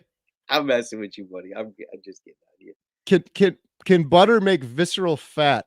I don't know, but I know that beef tallow can burn visceral fat. So if you're worried about butter maybe adding visceral fat to your body, beef tallow can not only replace the butter, but it can help burn. That's the best. I don't know about the butter, but I do know that beef tallow can burns visceral belly fat. Yeah. I'm not sure either. I just Googled it quick in the background and it says yes. So sorry, I haven't heard that question before. I don't know. That's one probably Dr. Barry would knock out of the park. So if you're worried about butter, I would switch to beef tallow, and you don't have to worry about visceral fat. If anything, you're going to be burning it then. Shout out beef tallow. Love beef tallow. Just Love ordered some beef more from tallow, Amazon. man. It's such a great butter replacement. Carnivore Huntress. Hello. Hello. Hello. The Huntress. Lynn Tucker Carnivore. Maggie, I brought her name up at Meet the Rancher Day yesterday. They were doing a podcast. We talked about her and regenerative ranching. That is awesome. Maggie's incredible. Like, we went there to learn more about the proper human diet and carnivore, but she taught us more about regenerative ranching and soil health and the importance of all of that. Yeah, she's amazing. Man, when you feel good, you've got a lot to share. You want to give. You want to give back. So God bless Maggie. Brett, who's your carnivore? You need electrolytes at first, but now after 10 months, I don't take any, just Brett salt knows. based. Barnaby Jones, Endangered Dog. That's the best name so far in the chat. Barnaby Jones, Endangered Dog. Love it. My cheat is butter with allulose and a couple drops of vanilla. It tastes like vanilla ice cream. Allulose is a great 0-cal sweetener. There you go. Brent Mickelson, 100 NOK. Thank you so much for the generous super chats. We really appreciate it. Every penny I get goes to the Healing Humanity documentary, and we need it. We're going to film Dr. Barry in just a couple days. I can't wait. That's actually what the FedEx was. It was a tripod mount for one of the tripods. We recently, thank you to the generous donations. When we're filming, folks, we have most of the equipment we need, but we had to rent a bunch of it because of the flight, and we just didn't have everything. And really good quality. We had these crappy tripods. It's like, yeah, you can film with a crappy tripod, but do we want to risk our Netflix camera falling over or the thing shaking? I had to take a crappy tripod with before because we couldn't fit it on the plane. But anyhow, we had just 2 tripods just arrived. So I'm so excited to film Dr. Barry. Abundance, Gary. It's whether you got to rent it, buy it. It's everywhere. Right. And the cool thing is, it's like we could have kept renting it, but by the time you rent some of the stuff 3 times, you could have just owned it. And we're going to have to film so many people. So now we own the equipment thanks to these generous donations. We own the equipment Awesome. and we can film like 40 more people or whatever we're going to need to do. So, And speaking of abundance, my mom, she's watching William right now. She got me this huge cast iron pan for $10 at the Goodwill. nice. This thing is like awesome, man. Really old, and it's just amazing the things that people throw away like that, or like take to Goodwill. Right. Like there's nothing. This thing isn't rusting or anything. I'm like, who didn't love this cast iron? Like, Especially cast iron, man. You have that for a lifetime. Even if it gets rusty, you can clean that up. Shout out Brett, who's your carnivore. I think he's like a cast iron expert. he's the cast iron king, man. He's gonna be asking in the chat any minute now. What brand was that? Is there a number on it? You guys, if you want to Rick know how Drew. to take care of your cast iron, go to Hoosier Carnivore, the YouTube channel, and watch Brett. I'm telling you, he's the cast iron king. So Bet Michelson, thank you so much for that super chat. Really appreciate it. Hi guys, I'm going to Cuba on a vacation on Sunday. Not exactly carnivore friendly. With flight food and the staple foods in the Cuba are beans, rice, veggies, and some meat and fish. Any thoughts? Yeah, stick to the meat and the fish. Do what you got to do. Maybe even eat before the flight. If you can eat down a pack of bacon, that'll be good for some energy. Bring some purse bacon. Yeah, I was gonna say I don't think they're gonna land the flight early because they find out somebody's got bacon in the overhead stashed in the overhead. So do what you got to do, but take some with you, some cooked bacon, and also too me and Carrie, we see at the Walmart they've got the microwavable bacon. Yeah. So that stuff it's already cooked. If you went in the store, you could literally just put some more in your bag or eat it wherever you're going. So look for some microwave bacon too. That might help. I've done that in the past where I was hungry. I just grabbed some of the microwave bacon, just eat it in the car. That stuff's all cooked. It's good to go. Or another thing, Bent, is it sounds like you're going on vacation, so you want to have a good time. But I don't know if you've done any fasting. If it were me, I'd be like, I'm just going to fast for the flight. Like maybe do a 1 meal a day or something like JT said, or maybe a 24-hour fast and then you eat when you get there. I think most Americans can afford to fast for a day off of our body weights. We could have one day where we let our body use up some of the extra fuel we got hanging around. Yeah. And if you're doing carnivore, you're I don't know, 70% of the way there to a fast anyway. The hardest part is fasting is getting into ketosis. If you're already in ketosis, the fasting's a lot easier. Bring some beef jerky, someone said. That's a great tip because it's better than nothing. I know some jerky's got carbs and crap in it, but it's better than going full-blown sugar, in carbs and stuff. So pemmican is another one. What is that? The carnivore bars. Adam and I brought carnivore bars. I don't know. I'm not affiliated with them. I think it's called Carnivore Bars. I think Dr. Chafee was talking about those before. Yeah, the Carnivore Bar. They're kind of expensive though, but they're totally. Let me see here. The world's only high-fat grass-finished beef bar that replaces a meal while on the move. They're shelf-stable. You can buy these bars. I'm sending a bunch to Jeff DeProspers. I actually sent a bunch to Jeff, and then for some reason they rejected it and they're sending it back. So I'm waiting for it to come back, and then I'm going to resend it to Jeff. But those things are great. We had those when we went to film Maggie. We had some delivered to Maggie's ranch, and then we had them there, and they're shelf stable. You can put them in your pocket, and it's literally like beef tallow, and it's like straight up. Yeah. So And it'll the thing that's cool with it is it's shelf stable, but it'll fill you up quick. It'll fill you up real quick. You got this, Bent. Let's see here. Carnivore Boss question: have you set a deadline for when you have to stop getting footage for healing humanity? Yes and no. We have a whole timeline that we've just recently finished, and if I reverse engineer that, I can get you the date of like, this is when we're done filming. I don't know that off the top of my head. I'll have to take a look at the little timeline. But I guess the one thing I'll say with the documentary is it's not done. I get this comment like 20 times a day. Is it done yet? Is it done yet? A typical documentary could take years and years to make. Ours is even more tricky because we're following people like Bill not for the course of a year. Bill is only on 6 months or so. So we got 6 more months just to film Bill, let alone the new people that start now. So we appreciate the patience with the documentary. What I can tell you is we're doing the best job we possibly can. I think it's going to be amazing when you see the end result, but to do a good job, if a job's worth doing, it's worth doing well. It's going to take time, especially for us in that we're not a Netflix crew with all of this equipment. We're acquiring equipment. We're doing all of the fundraising ourselves. So it's going to be a little while yet, but I'll try to answer that later. I'll look on the timeline and see if I can kind of We got to film the proper magic, and magic happens when it happens, like Bill's on his journey and we can't make the 1 year magic happen until it's 1 year for Bill. So, yep. We got to let the magic happen when it happens, and we got to be there to film it. And then when all that magic is filmed and put together, you can be like, wow, this is just, I'm telling you guys, you're going to show you're going to have like you're going to cook up your own steaks and have like a house party. Like everybody come on over and watch this. Yeah. I can't wait to share the footage too that we have. We have like 80 hours worth of footage. I'm condensing a Dr. Barry version down. We're filming Dr. Barry in just a couple days, and I'm showing him just to give him the latest update on Bill, Maggie, and Jeff, because Dr. Barry is going to be the big expert, one of the big experts, along with Dr. Chafee and Dr. Baker and all those other guys, Dr. Kiltz, Dr. Hampton. So yeah, I'm looking forward to sharing that with Dr. Barry. We might film his reaction too to see what he says, but then we're going to be interviewing him. But we have so much exciting stuff going on for the documentary. Filming Dr. Barry is obviously a huge milestone. We're going to KetoCon at the beginning of June, I think it is, and we're filming Dr. Chafee there. We're renting an Airbnb to film, and we're filming a whole bunch of people out in KetoCon.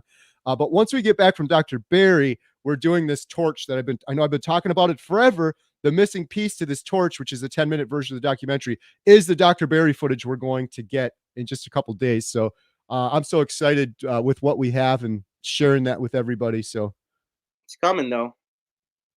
Andy Schnick question: how many times have you guys been sick since you started Carnivore? I'm recovering from a cold, but my last blood test last year showed vitamin D deficiency. I've been sick twice, and I've got 3 discs in my back. They're out of alignment. My back has hurt me twice since I've been on Carnivore, and I am on like day, let me just check here. I've got a day counter app. I'm on day 226. Now, before Carnivore, my back hurt every day, and I felt like I was sick to my stomach every day, all day. So out of 226 days to only feel like crap for maybe 4 of those days, with the 2 backs and the 2 kind of sicknesses, I think 222 days of feeling good out of 226. I'd rather have that than actually 226 days of feeling like crap. So not much. I have not felt like crap much on this diet. Yeah, for me, one day, and it was stomach issues. It wasn't like a cold. And that was it. And the crazy thing for me, I'm on day like 320 or something.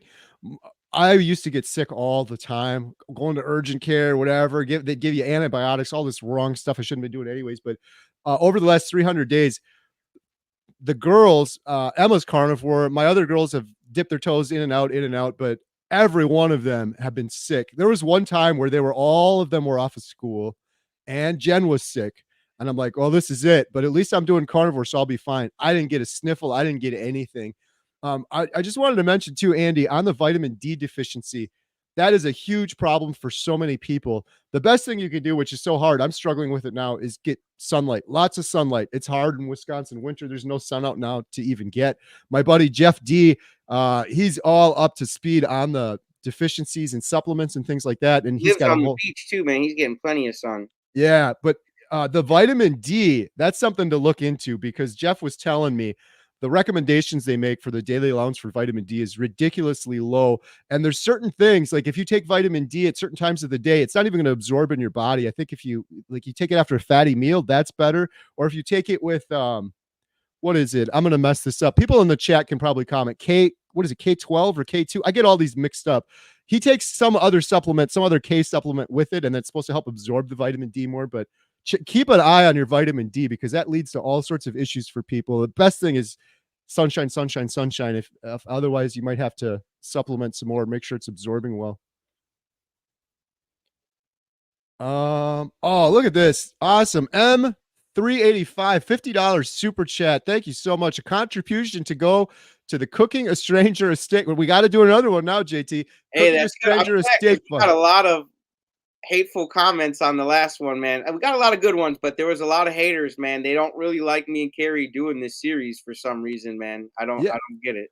Could you guys leave us a comment? What would you prefer? Like if you could just see us, if JT and I could only do one more video and that's it, we're never doing a video again. What would it be?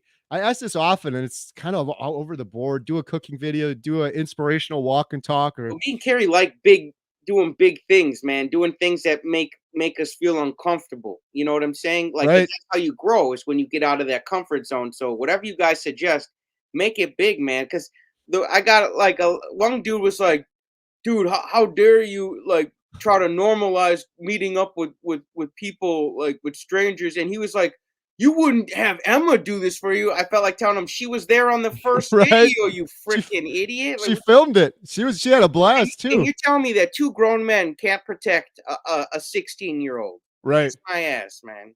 Yeah, it's crazy. You know, I almost wondered, JT, we went so far outside of the comfort zone, but it was awesome. It was incredible. It was totally worth it. That's where all the great things in lives are in life is when you do something outside of your comfort zone. There's that whole YouTube channel. I don't know if you watch it, JT, Seek Discomfort. Those guys are big into it. It's really cool. But some of the best things that happened in my life are that I almost wonder if it's too much for some people, particularly those people leaving those comments. It's too far out of their comfort zone. It's like I always say when I get a comment like that, I'm like, where's your let me go check your latest YouTube video. You show me how to do it and what'll be fun because we're having fun out there. If you don't like it, go watch something else. I get it. But for me, it's like there's 1,000 carnivores talking about eating meat and answering questions and doing this, and we're doing something different. It's so much more fun. So for One like person for even me, said I would want to watch that. I would want to watch it. So it's like that's why we're doing it. We would want to watch it.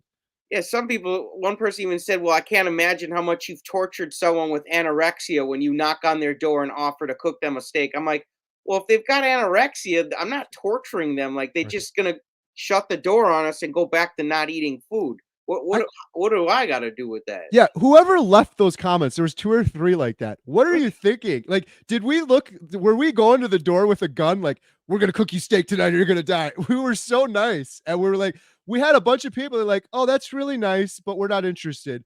Did we get mad at them? No, we're just like, okay, great. Well, you have a lovely day. And we walked out and we had a smile. They had a smile. Not one of those people that turned us down told us, hey, piss off, get off Right. my porch. I'm gonna call the cops if I see you guys in the neighborhood again. They all smiled and just said no thanks. They probably like, okay, you guys are crazier than I like, so no thanks. But otherwise, it's fun, man, and I enjoy it. But otherwise, you guys got different ideas for me and Carrie. We'd love to be open to it.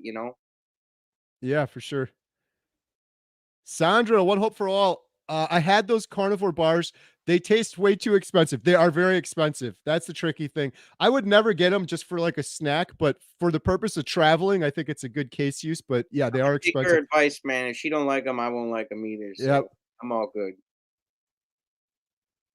Let's see what other chats do we got here. Carnivore Scott need to smash the like with 158 plus watch. We got 187 now. Thank you so much, Oh, Carnivore Scott. let's get up to 200, man. Hit the share button. Get some people in here. We haven't even let someone on to share their story yet. I want to. Oh yeah, we got to get someone who wants to share their story. I did see there was a carnivore hater in here for a minute. I was going to see if he wanted to come on here and explain why he didn't like carnivore. But otherwise, too, if someone does enjoy carnivore that no one's heard of from, you know what I'm saying?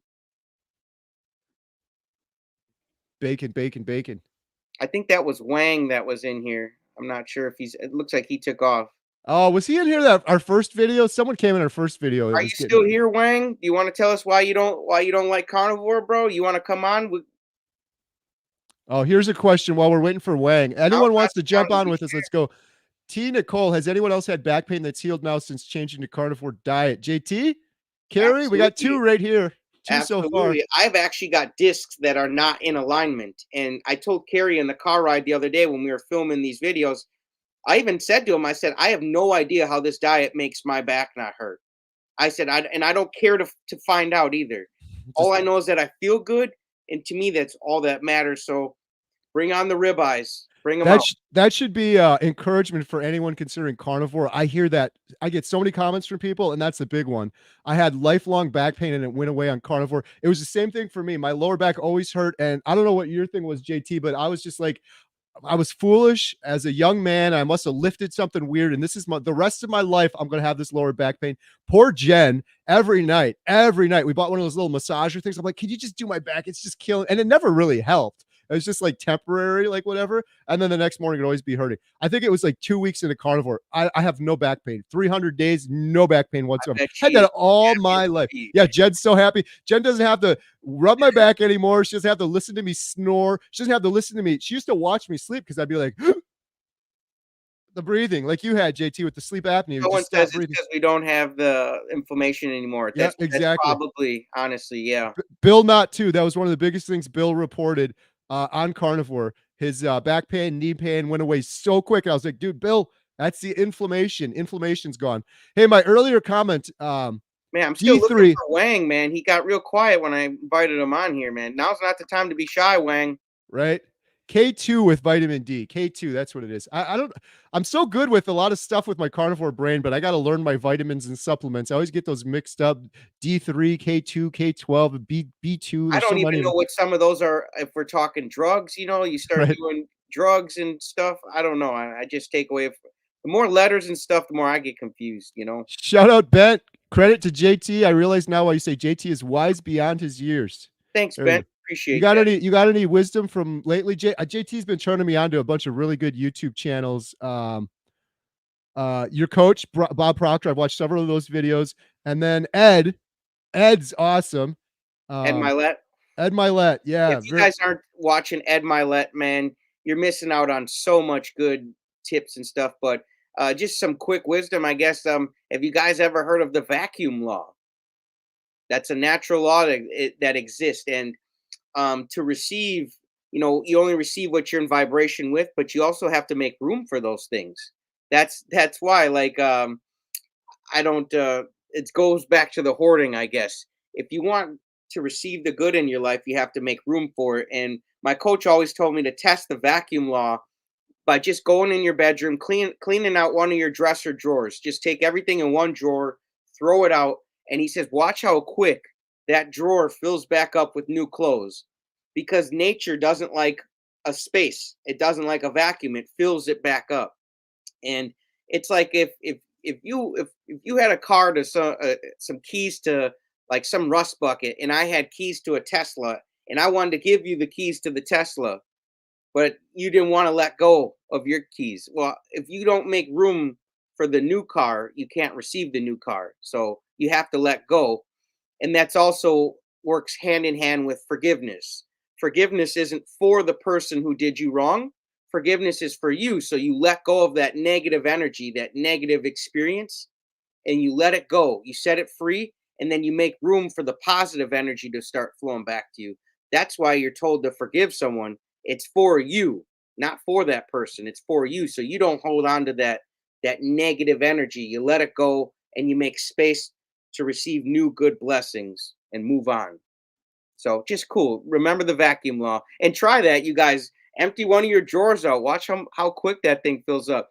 Clean out your garage. Watch how quick it fills back up with stuff. Like, just try the vacuum law, man. You guys want a friend, make room for a friend. Make time for a friend. You want to read a book, make time.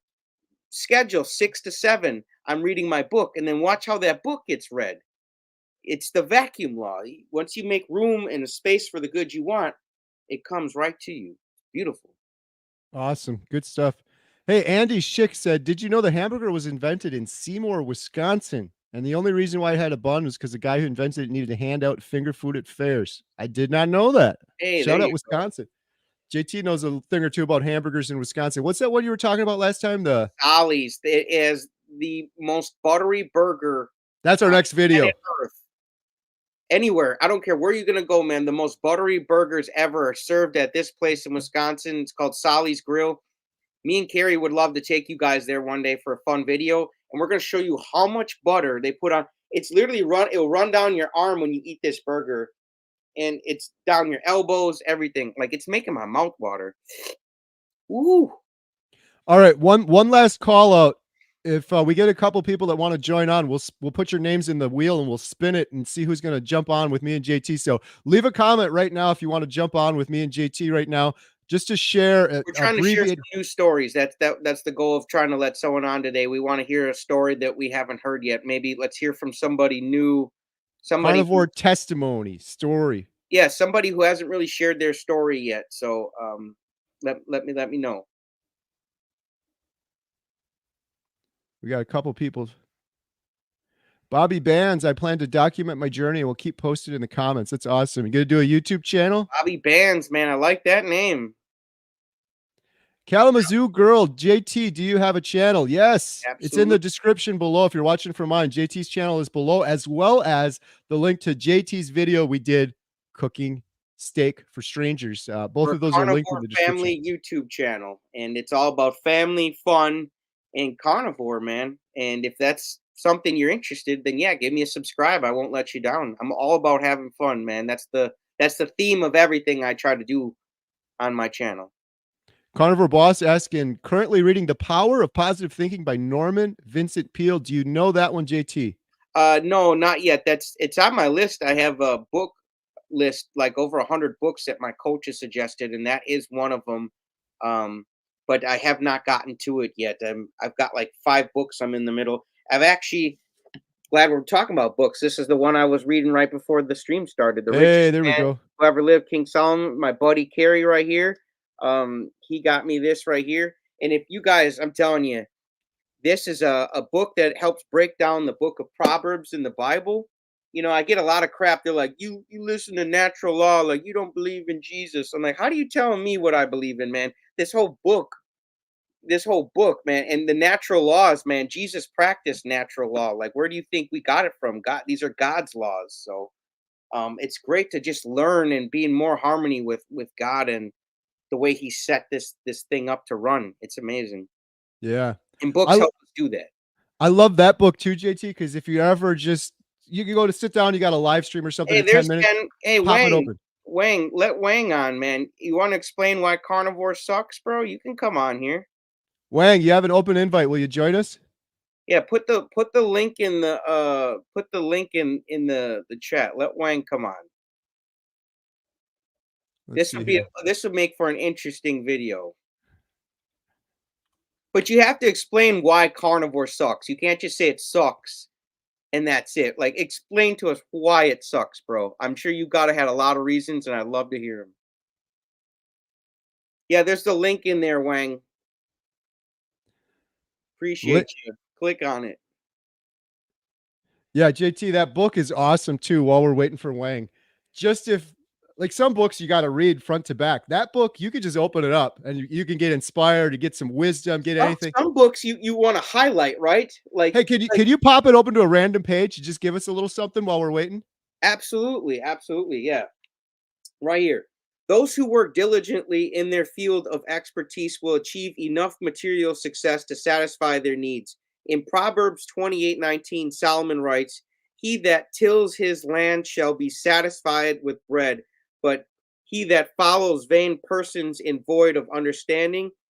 Here is also, he warns that if you stray from your field of endeavors to follow vain people or their advice, you will lose the path of understanding. Translation: don't be fooled by people who look successful on the surface and offer get-rich-quick schemes that sound too good to be true. They are, when you encounter such people, run away. Nice. And you just pulled that random out of there. Yeah, and like I was just showing you guys the highlighted. Some books you want to like highlight the best parts. This book you almost want to highlight the only part on the page you don't want to highlight. Does that make sense? Otherwise, you'd be highlighting this entire book. It's amazing. I'm still waiting for Wang. I haven't seen anybody jump on. Did you answer this one? I think you might have. You're amazing. Would you ever list the books you suggest us to read? The 100. I would love to know them and get them some of them for the sure. Absolutely, I can make a video on all the books that my coach has suggested, and I don't know if you guys know my coach Bob Proctor. He did a forum, an event called the $1,000,000 Forum, and there was a guy in the crowd there with his wife, and they came up with the chicken noodle soup uh, for the soul books. I don't know if you guys ever heard that chicken noodle soup for the soul. Anybody Yeah. hear about Oh those? yeah. Yeah. Yeah, Very, very popular. that was a my coach coached that guy, and that was one of the ideas he had, being at my coach's event to try to make $1,000,000, and he made way more than $1,000,000. People know that book series, Chicken Noodle Soup for the Soul, is actually one of the most successful series out there, and it's helped a lot of people. So, I what kind of coach? It's a personal development coach. That's what and that eventually one day when I hit 100,000 subscribers, I'm probably going to get into personal development coaching people to help them get their results like Bob helped me get mine. Speaking of books, I just want to shout this one out one more time. This is from Dr. Georgia Eid. Shout out JT too. He joined we did a mental health live stream the other day with Dr. Georgia Eid, Dr. Tony Hampton, Dr. Anthony Chafee. This book is incredible. It's life-changing. It's kind of what I'm trying to do with the Healing Humanity documentary. It's just a different medium. It's in a book. And I'm so passionate about this book. I'm there's no affiliate link. I don't get any money for any of this. The only reason I'm encouraging it is because most of my adult life, when I had depression, anxiety, I would have given anything to have the answers that are in this book. I really think this book is going to help a lot of people. So she just, Oh, someone's mad you're plugging the book, Gary. I call bullshit. What do you call oh, bullshit on, Jose? Jose. Come on, Jose. You got to be more discreet. What do you call him bullshit? Yeah, what are you calling it on? I have no link to this book either. So if you guys want it, just go to Amazon and type it in. I don't get anything for promoting this book whatsoever.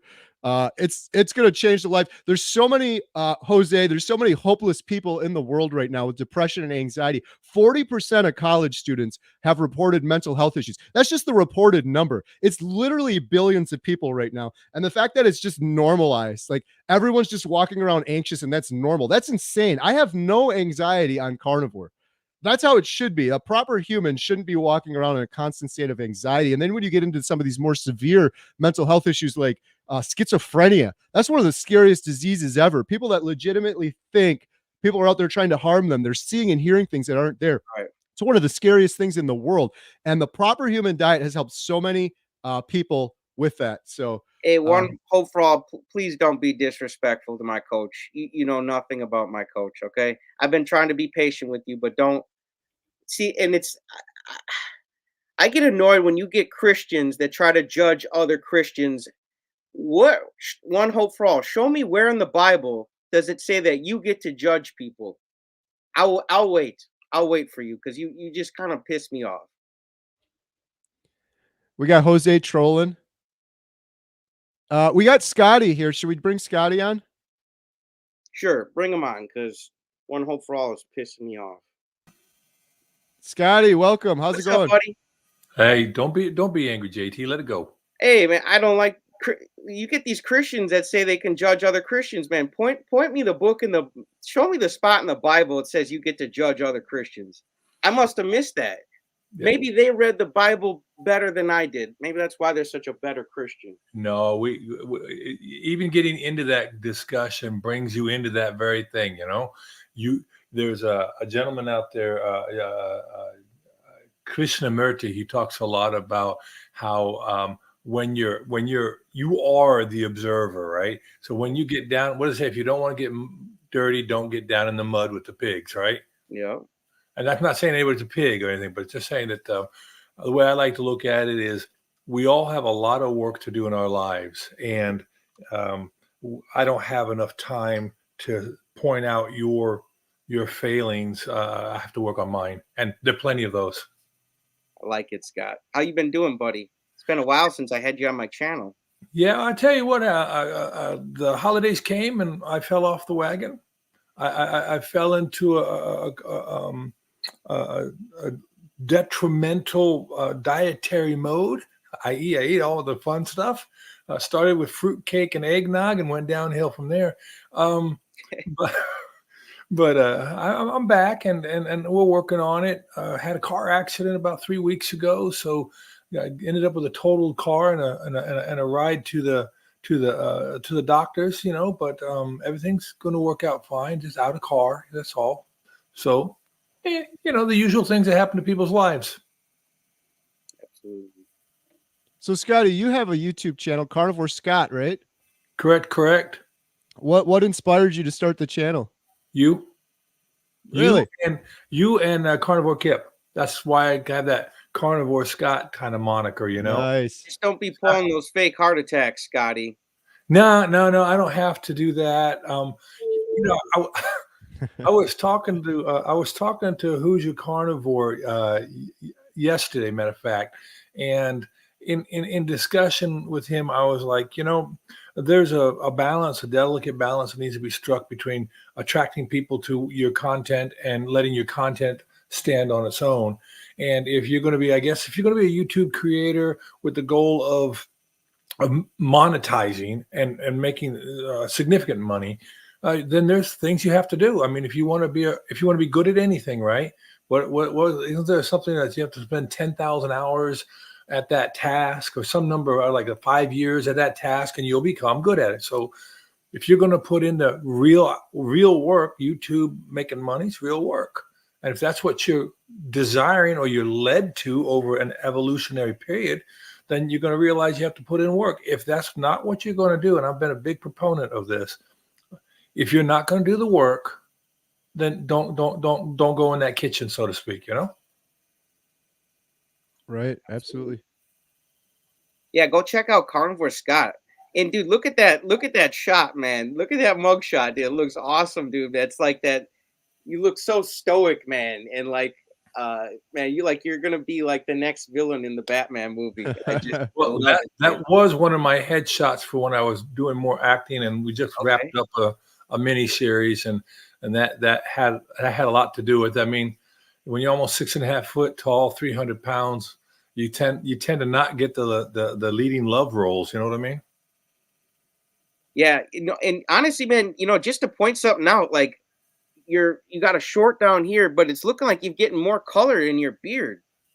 Now I'm on live footage here. Oh yeah, I think that's one of the potential effects of a proper human diet.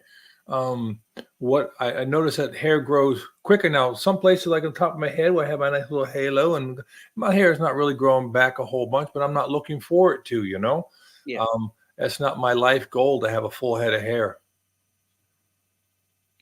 But the So, color Scott, looks like it's coming back.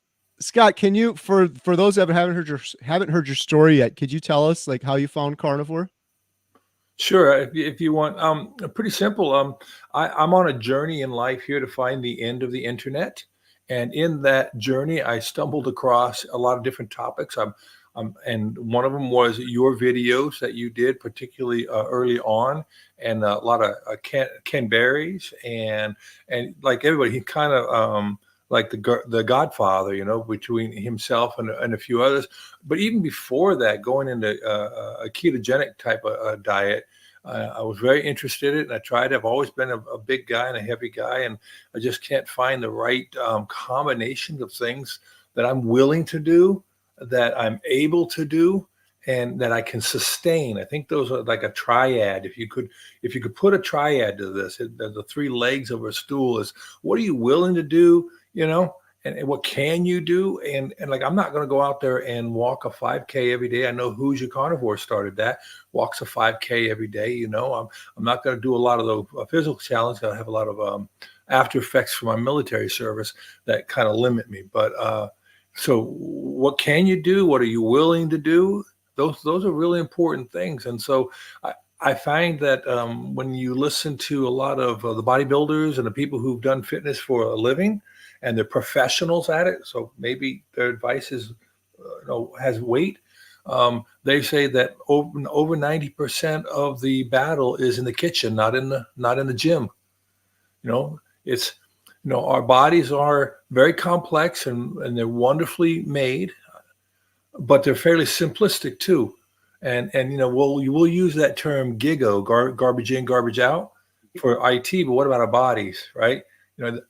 Food, fuel goes in, it does certain things. The body's very adaptive. I just was listening to Dr. Chafee yesterday in a video he put out about the gut biome and how you biome, and those things, they die off in about 20 minutes. So one meal in the morning could diversify your gut from what you had for dinner versus what you'll have for dinner today. If you're heavy in the meat or whatever you're in, you'll still have good gut biome diversity, but it will change upon what you eat. Anyway, so I got to that. I was looking for something I can do, and carnivore was something I could do. And it was Dr. Sean Baker's January 30-day challenge a few years back that really got me motivated to do that. And so I tried it, and I've had success when I stick on it. When I get off track and go back to it's amazing how this one equals one, A equals A. When I eat poor, I feel poor. When I eat poor, I look poor, and when I eat right, I feel right. But there's so many cultural barriers, social barriers to eating a carnivorous diet. Yeah, it kind of goes against everything you've ever been told and everything everyone's still telling you. You go out in public, everyone's eating sugar and celebrating food, and you're kind of the odd one out. Yeah, exactly. And then it takes time. So you see people in little periods. You got little periods of time you meet people, but over the time they haven't seen your change. I mean, for some of the people that you see, let's say you only see a person quarterly or semi-annual at a family event. Oh, they'll notice and they'll see it, but they're going to want to have the same degree of change you've had over 6 months. They're going to want it in 1 week. So then they poo-poo you and they say it doesn't work and all these things. And people just don't want to put in the work and don't understand that it takes time. You took 15 years getting out of shape. Be happy that in 15 months you're in the best shape of your life. Yeah. It almost seems like the reversing goes quicker than the damage we put on it. The bodies are very resilient to this light, the damage we're trying to do to it. It's like an old Ford truck, man. We just keep putting the dents on, but it's nice to finally try to take out some of those dents and treat the car a little bit better, man. I kind of referred to it once before. I think we had a little chuckle. It's like a country western song played backwards. You're going to get your truck back, your dog back, your house back, your girlfriend. Yeah, let's go. Right. So you have to change your wardrobe. That's probably the biggest issue you have there, but sustaining the carnivorous. And I'm very cautious now to call it a carnivorous lifestyle. And in others, we're apex predator. We're built to be, we are the ultimate flex fuel organism, right? As an omnivore. I don't want to put down people who do keto or people who do other. Just some people run optimized under a full meat source for the fuel, right? It just means about which one's more efficient, more effective.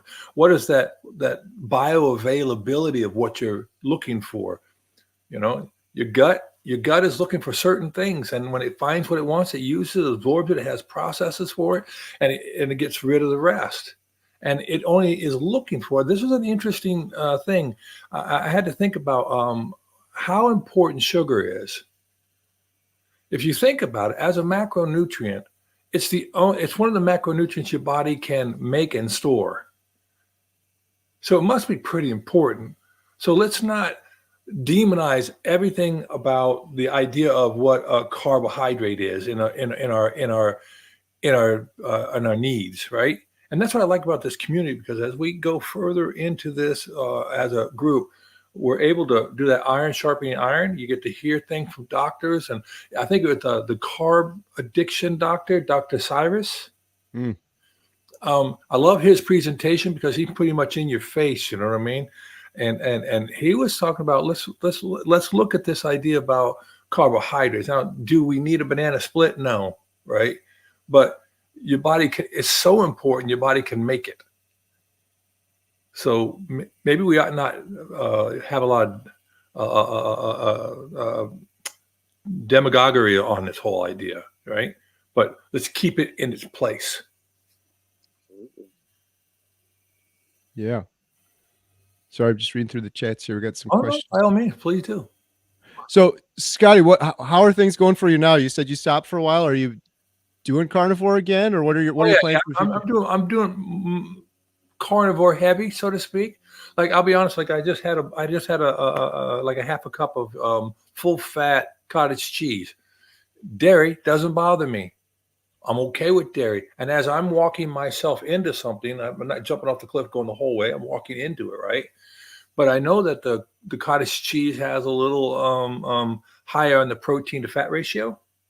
So I took a tablespoon and a half, maybe 2 tablespoons, of butter, melted it, and stirred that into my cottage cheese. Man, that was good. I'm a butter addict. Yeah, me too. So how's it going? Well, I was able to get back into ketosis in about 36 hours. Getting fat adapted really quickly. I'm eating the protein. Found a new cut of meat at my local grocers, which was it was a beef rib meat, and it looked like Wagyu steak. Like, I think if they would call it maybe beef short rib, no bone. And I got about 1.5 pounds of it, and it looked like Wagyu, and it tasted so good. It cooked up so well. I was very happy with it, and it was about $4.50 a pound, so that wasn't too bad. The other thing is, Carrie, we talked about this when you had started talking about the lady rancher up in Canada. Maggie, yeah. Maggie, and you had a couple others, and I talked to you about how can we influence the availability of our primary food source to ourselves at a price worthy point, right? So I actually went to a producer and I said, let's make a deal. And he's like, what kind of deal? I want to buy a cow. He said, okay. I bought a calf. He's going to raise it, and then we're going to take it to the slaughterhouse, right? And to get it all butchered up and cut up, right? I'm going to pay roughly for hanging weight, $2 a pound. Wow, that's great. So the producer liked the idea because the producer says, I've got someone already paid for my calf, right? That was $500. Then he said for rent and for feeding and boarding and all that, $200. And it's going to take 18 months to raise it up, right? $200 and $500 plus another $500 on about to have it all packaged up and cut up into the way we want it cut up, right? And it's going to be about 600 pounds of meat. Wow. That's all the meat. That's all the steaks, all the roasts. I can get the long bones. I can get the fat. I can get it cut different, whatever way I want to get it cut. That seems like such a good model. Is that common? Because I interviewed my neighbor where I get my stuff from, and I presented that to him. We did a video, and I was like, there's so many people watching this that, because his problem was the whole logistics of it. It takes 18 months to raise the cattle. He's like, by that time, the money's tight and all this stuff. I'm like, well, what if people gave you the money in advance and then you raise it? And then he was too like, well, that sounds like a good idea actually, but what if something happens or this or that? But he was really thinking about it more. But is that just kind of a rare thing that you found someone that would do it that way? I think it's new, it's kind of like leasing a vehicle or something like that, and so I went to a local producer. He goes to my church. I know him. He has like 18 cows. He's bringing up, right now, calves. He asked me, hey, you can pick it out and you can name it and come visit it. I said, no, I don't want to visit my food. But the interesting part, and JT, remind me of that because I want to tell you something that I think you'll find interesting. The idea is, I believe it relationship dependent, and our society is so deficient on relationships. So as I talked to him, I said, I understand there could be changes. Like, what if grain now these are grass-fed, by the way, grass-fed, grass-finished, okay? He said, there's a little grain involved always, but, grass-fed, grass-finished. you need to have a relationship with a person, and you need to build that. So if you go to your local producer, you can find it through your 4-H club. You can find it through your local agricultural community. Every community, pretty much other than inner city, has one, even some inner cities. But it's going out making an idea and telling and letting that person understand, I'm giving you the cash now. You are free and clear of this animal. And $500 for a calf, that ain't cheap, but it ain't inexpensive. And I got 2 other people who want to buy half of the cow. I'll keep half and they'll pay. And by the way, after they pay their part, I won't pay any of the finishing costs. No, cutting the steaks. So kind of good for me. But the whole idea, I think, is having a relationship with your producer. Yeah. 100%. That was the big takeaway I had when I interviewed my neighbor too. He's like, people can come here, they can tour the building, they can see who I am. And that's the biggest thing I learned from Maggie. She's like, and what I learned from filming my neighbor, because that guy, my neighbor here, he works so hard, so many hours, and he works a full-time job, 12 hours a day in between at a factory. And he's making pennies. He's making pennies. And I'm like, who's going to do this when he's done? He's like, I'm hoping my children might want to do it, but he's like, I honestly don't think, I'm not going to force them to. I don't know if they're going to want to, because they never see their dad. Their dad's working 12 hours a day and then trying to run this farm for pennies. But he's so passionate about it. His family, he's 6th generation farmer. That's, I got to talk to him about that again. Cause I bet you there's a ton of people right here, even in this chat, that would be like, I would do that. Let's go support a local farmer. It's a win-win. I think the challenge there is they don't want to get into shipping costs and all that. So, you'd have to be a person, hey, I can make the drive, and I have a box that can do it. And understanding that in the beef industry, because of abuses that were happened years ago, they're not allowed to own the entire silo of beef production. You can't be a beef grower, a feedlot, a butcher, and a retailer. You can't be all those things. You have to have different entities, because they had so much control in a monopolistic situation. Federal law banned that, right? But you can go to a small producer, and then he'll send it to someone who will do the butchering, right? Who's a third party. You got to have that by law. But understanding these things could bring all of us one higher quality meat, could reinforce the community of farming. And you talk about who am I going to pass it off? When I was stationed in Germany, I remember seeing a show. It helped to be able to speak some German. But bottom line, they couldn't find anybody the family didn't want to be a farmer. So the parents, the people, they put out an ad in the paper and said, who would like a farm for free? And the stipulation was they had to come work on the farm. And when Oma, Opa, Grandma, Grandpa, when they got old, they were going to live there and they're going to take care of them. And they got a family from Poland who was more than happy and went over there and took over the farm and took care of the family. And when they died, they got the whole farm, lock, stock, and barrel. Wow. And farms there are ridiculously expensive when you think that all that land's been owned since Christ was corporal, right? It's not like buying land out in New Mexico. Right. So, but anyway, so those are part of the things. But I wanted to bring up, if you don't mind me speaking a little more. No, go ahead. Yeah, sure. Okay, so JT, if you get into your Bible and you start reading into it, you're going to find out there are scriptures that say that you're not. I'm not sure if it's in Leviticus, but you're not to boil a baby goat in its mother's milk. Now, why would that be? I don't know. Well, think about this. If you start thinking about quantum mechanics and things of that nature, right? And you think about quantum entanglements, right? Where, I don't know if you've ever done it, but particles, then they meet and they collide, they become tied together, even though they're many light years away. If you were to turn one way, spin it, the other one automatically spins with it, because they're significantly linked up. All right. This is in a quantum mechanic, very small structure area. Think about this. How cold-blooded would it be to the animal that was raised by the mother to be boiled in its own milk? Yeah. So that was an old thing from 3,000 years plus back. So not cool, because there are some kind of maybe linkages that people don't understand at the micro level, that was like, hey, we're not going to do this. I just thought that'd be something you would find interesting in your eclectic studies, that you would add that to it in what you're doing. And the other thing was, Carrie, you were talking about eggs, right? And chickens. we're going to go into a deal with some friends of ours who are going to start up. They have done, and they're going to continue to do a chicken operation for raising eggs.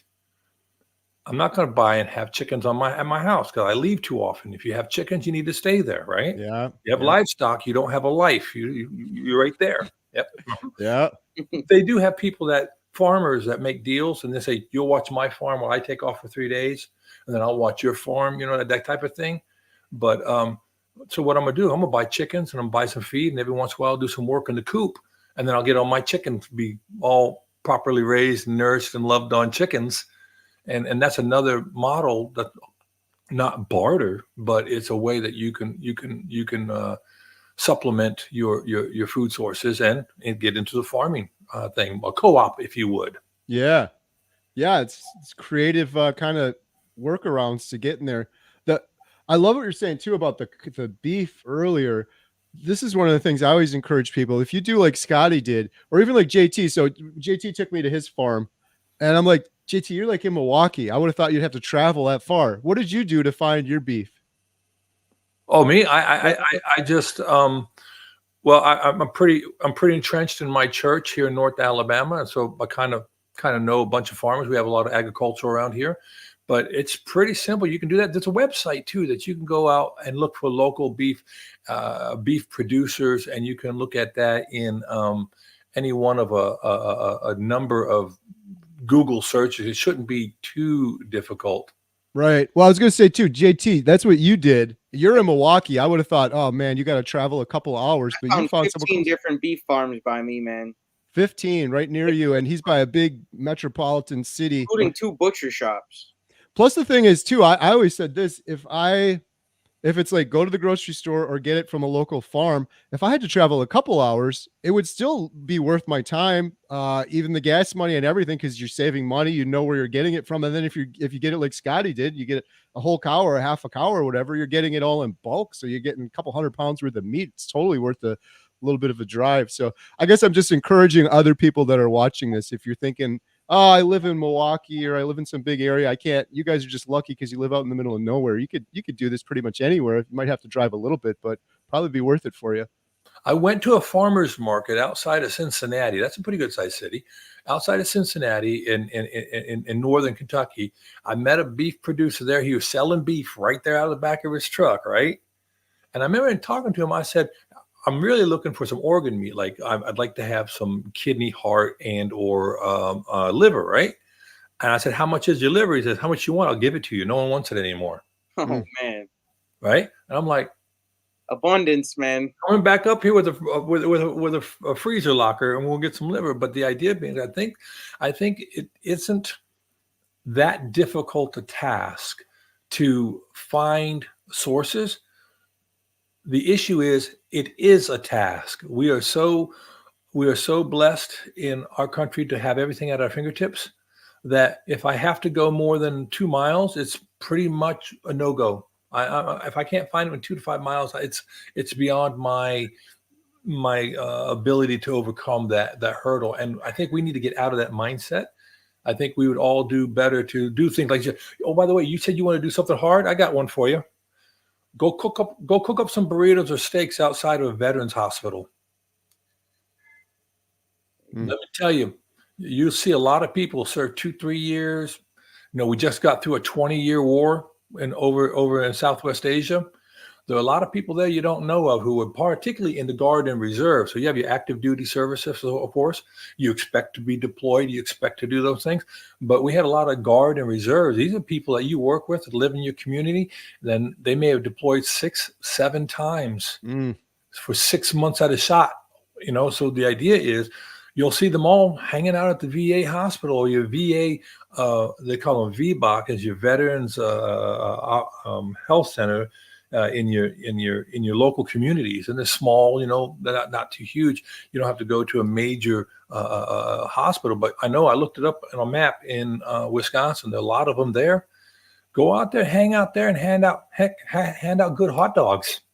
That's a great idea. I love that. My dad is a vet, and he had a surgery. He was at the VA hospital. It was amazing just walking around, seeing all the vets and people talking and camaraderie and seeing the stuff hanging up. So That should be our next one, JT. Let's go. Let's go.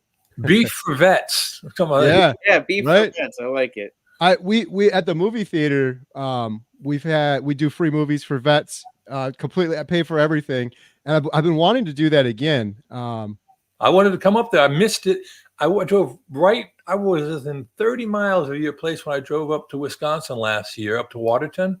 I Yeah. was driving up to Watertown, and I didn't know you then, and that was my bad. I said, man, if I ever get back up again, I'll have to go out there and poke him in the eye or The something. world Yeah. famous Montello Theater. Oh, open invite anytime. I love having people out at the theater. We got to schedule another one. We usually do Veterans Day, maybe Memorial Day. Try to do a couple. We did one for teachers too, and I was going to do one for the fire department, but I've yet to arrange that one. But that's a cool idea. How can we go wrong with that, JT? Just go to VA. Can't go wrong. And I appreciate all the ideas. If you guys got more ideas, send them our way, because we like going big and making an impact, helping somebody who needs the help. Just pull up there with the pickup truck. We'll have a grill in the back of it. Honk the horn outside. Come on out. Let's go. Honk if you're hungry, man. Let's go. Pull over. Because another group of people that don't really get recognized are the caregivers. And so, so Carrie, I know you got to go, and I'm sorry. I was talking with a group of people last night on my live, and I wanted to recognize, and I didn't know how you would do this or what your thought would be, but in dealing with Bill in Alaska, right? You know who's become my hero there? Jared. Oh, think about it. Jared. Jared is like, do you remember Mutual of Omaha's Wild Kingdom with Marlon Perkins? No. A little bit. So he was the front man. Marlon would go all over the world looking at wild animals, right, and doing things. And then he would say, and now Jim will go into the river and wrestle with the giant anaconda. Now Jim will go and feed the lions. Jim was always doing the work behind the scenes. Yeah. I feel that way for Jared. Jared's now on my roof taking off 8,000 pounds of ice and snow.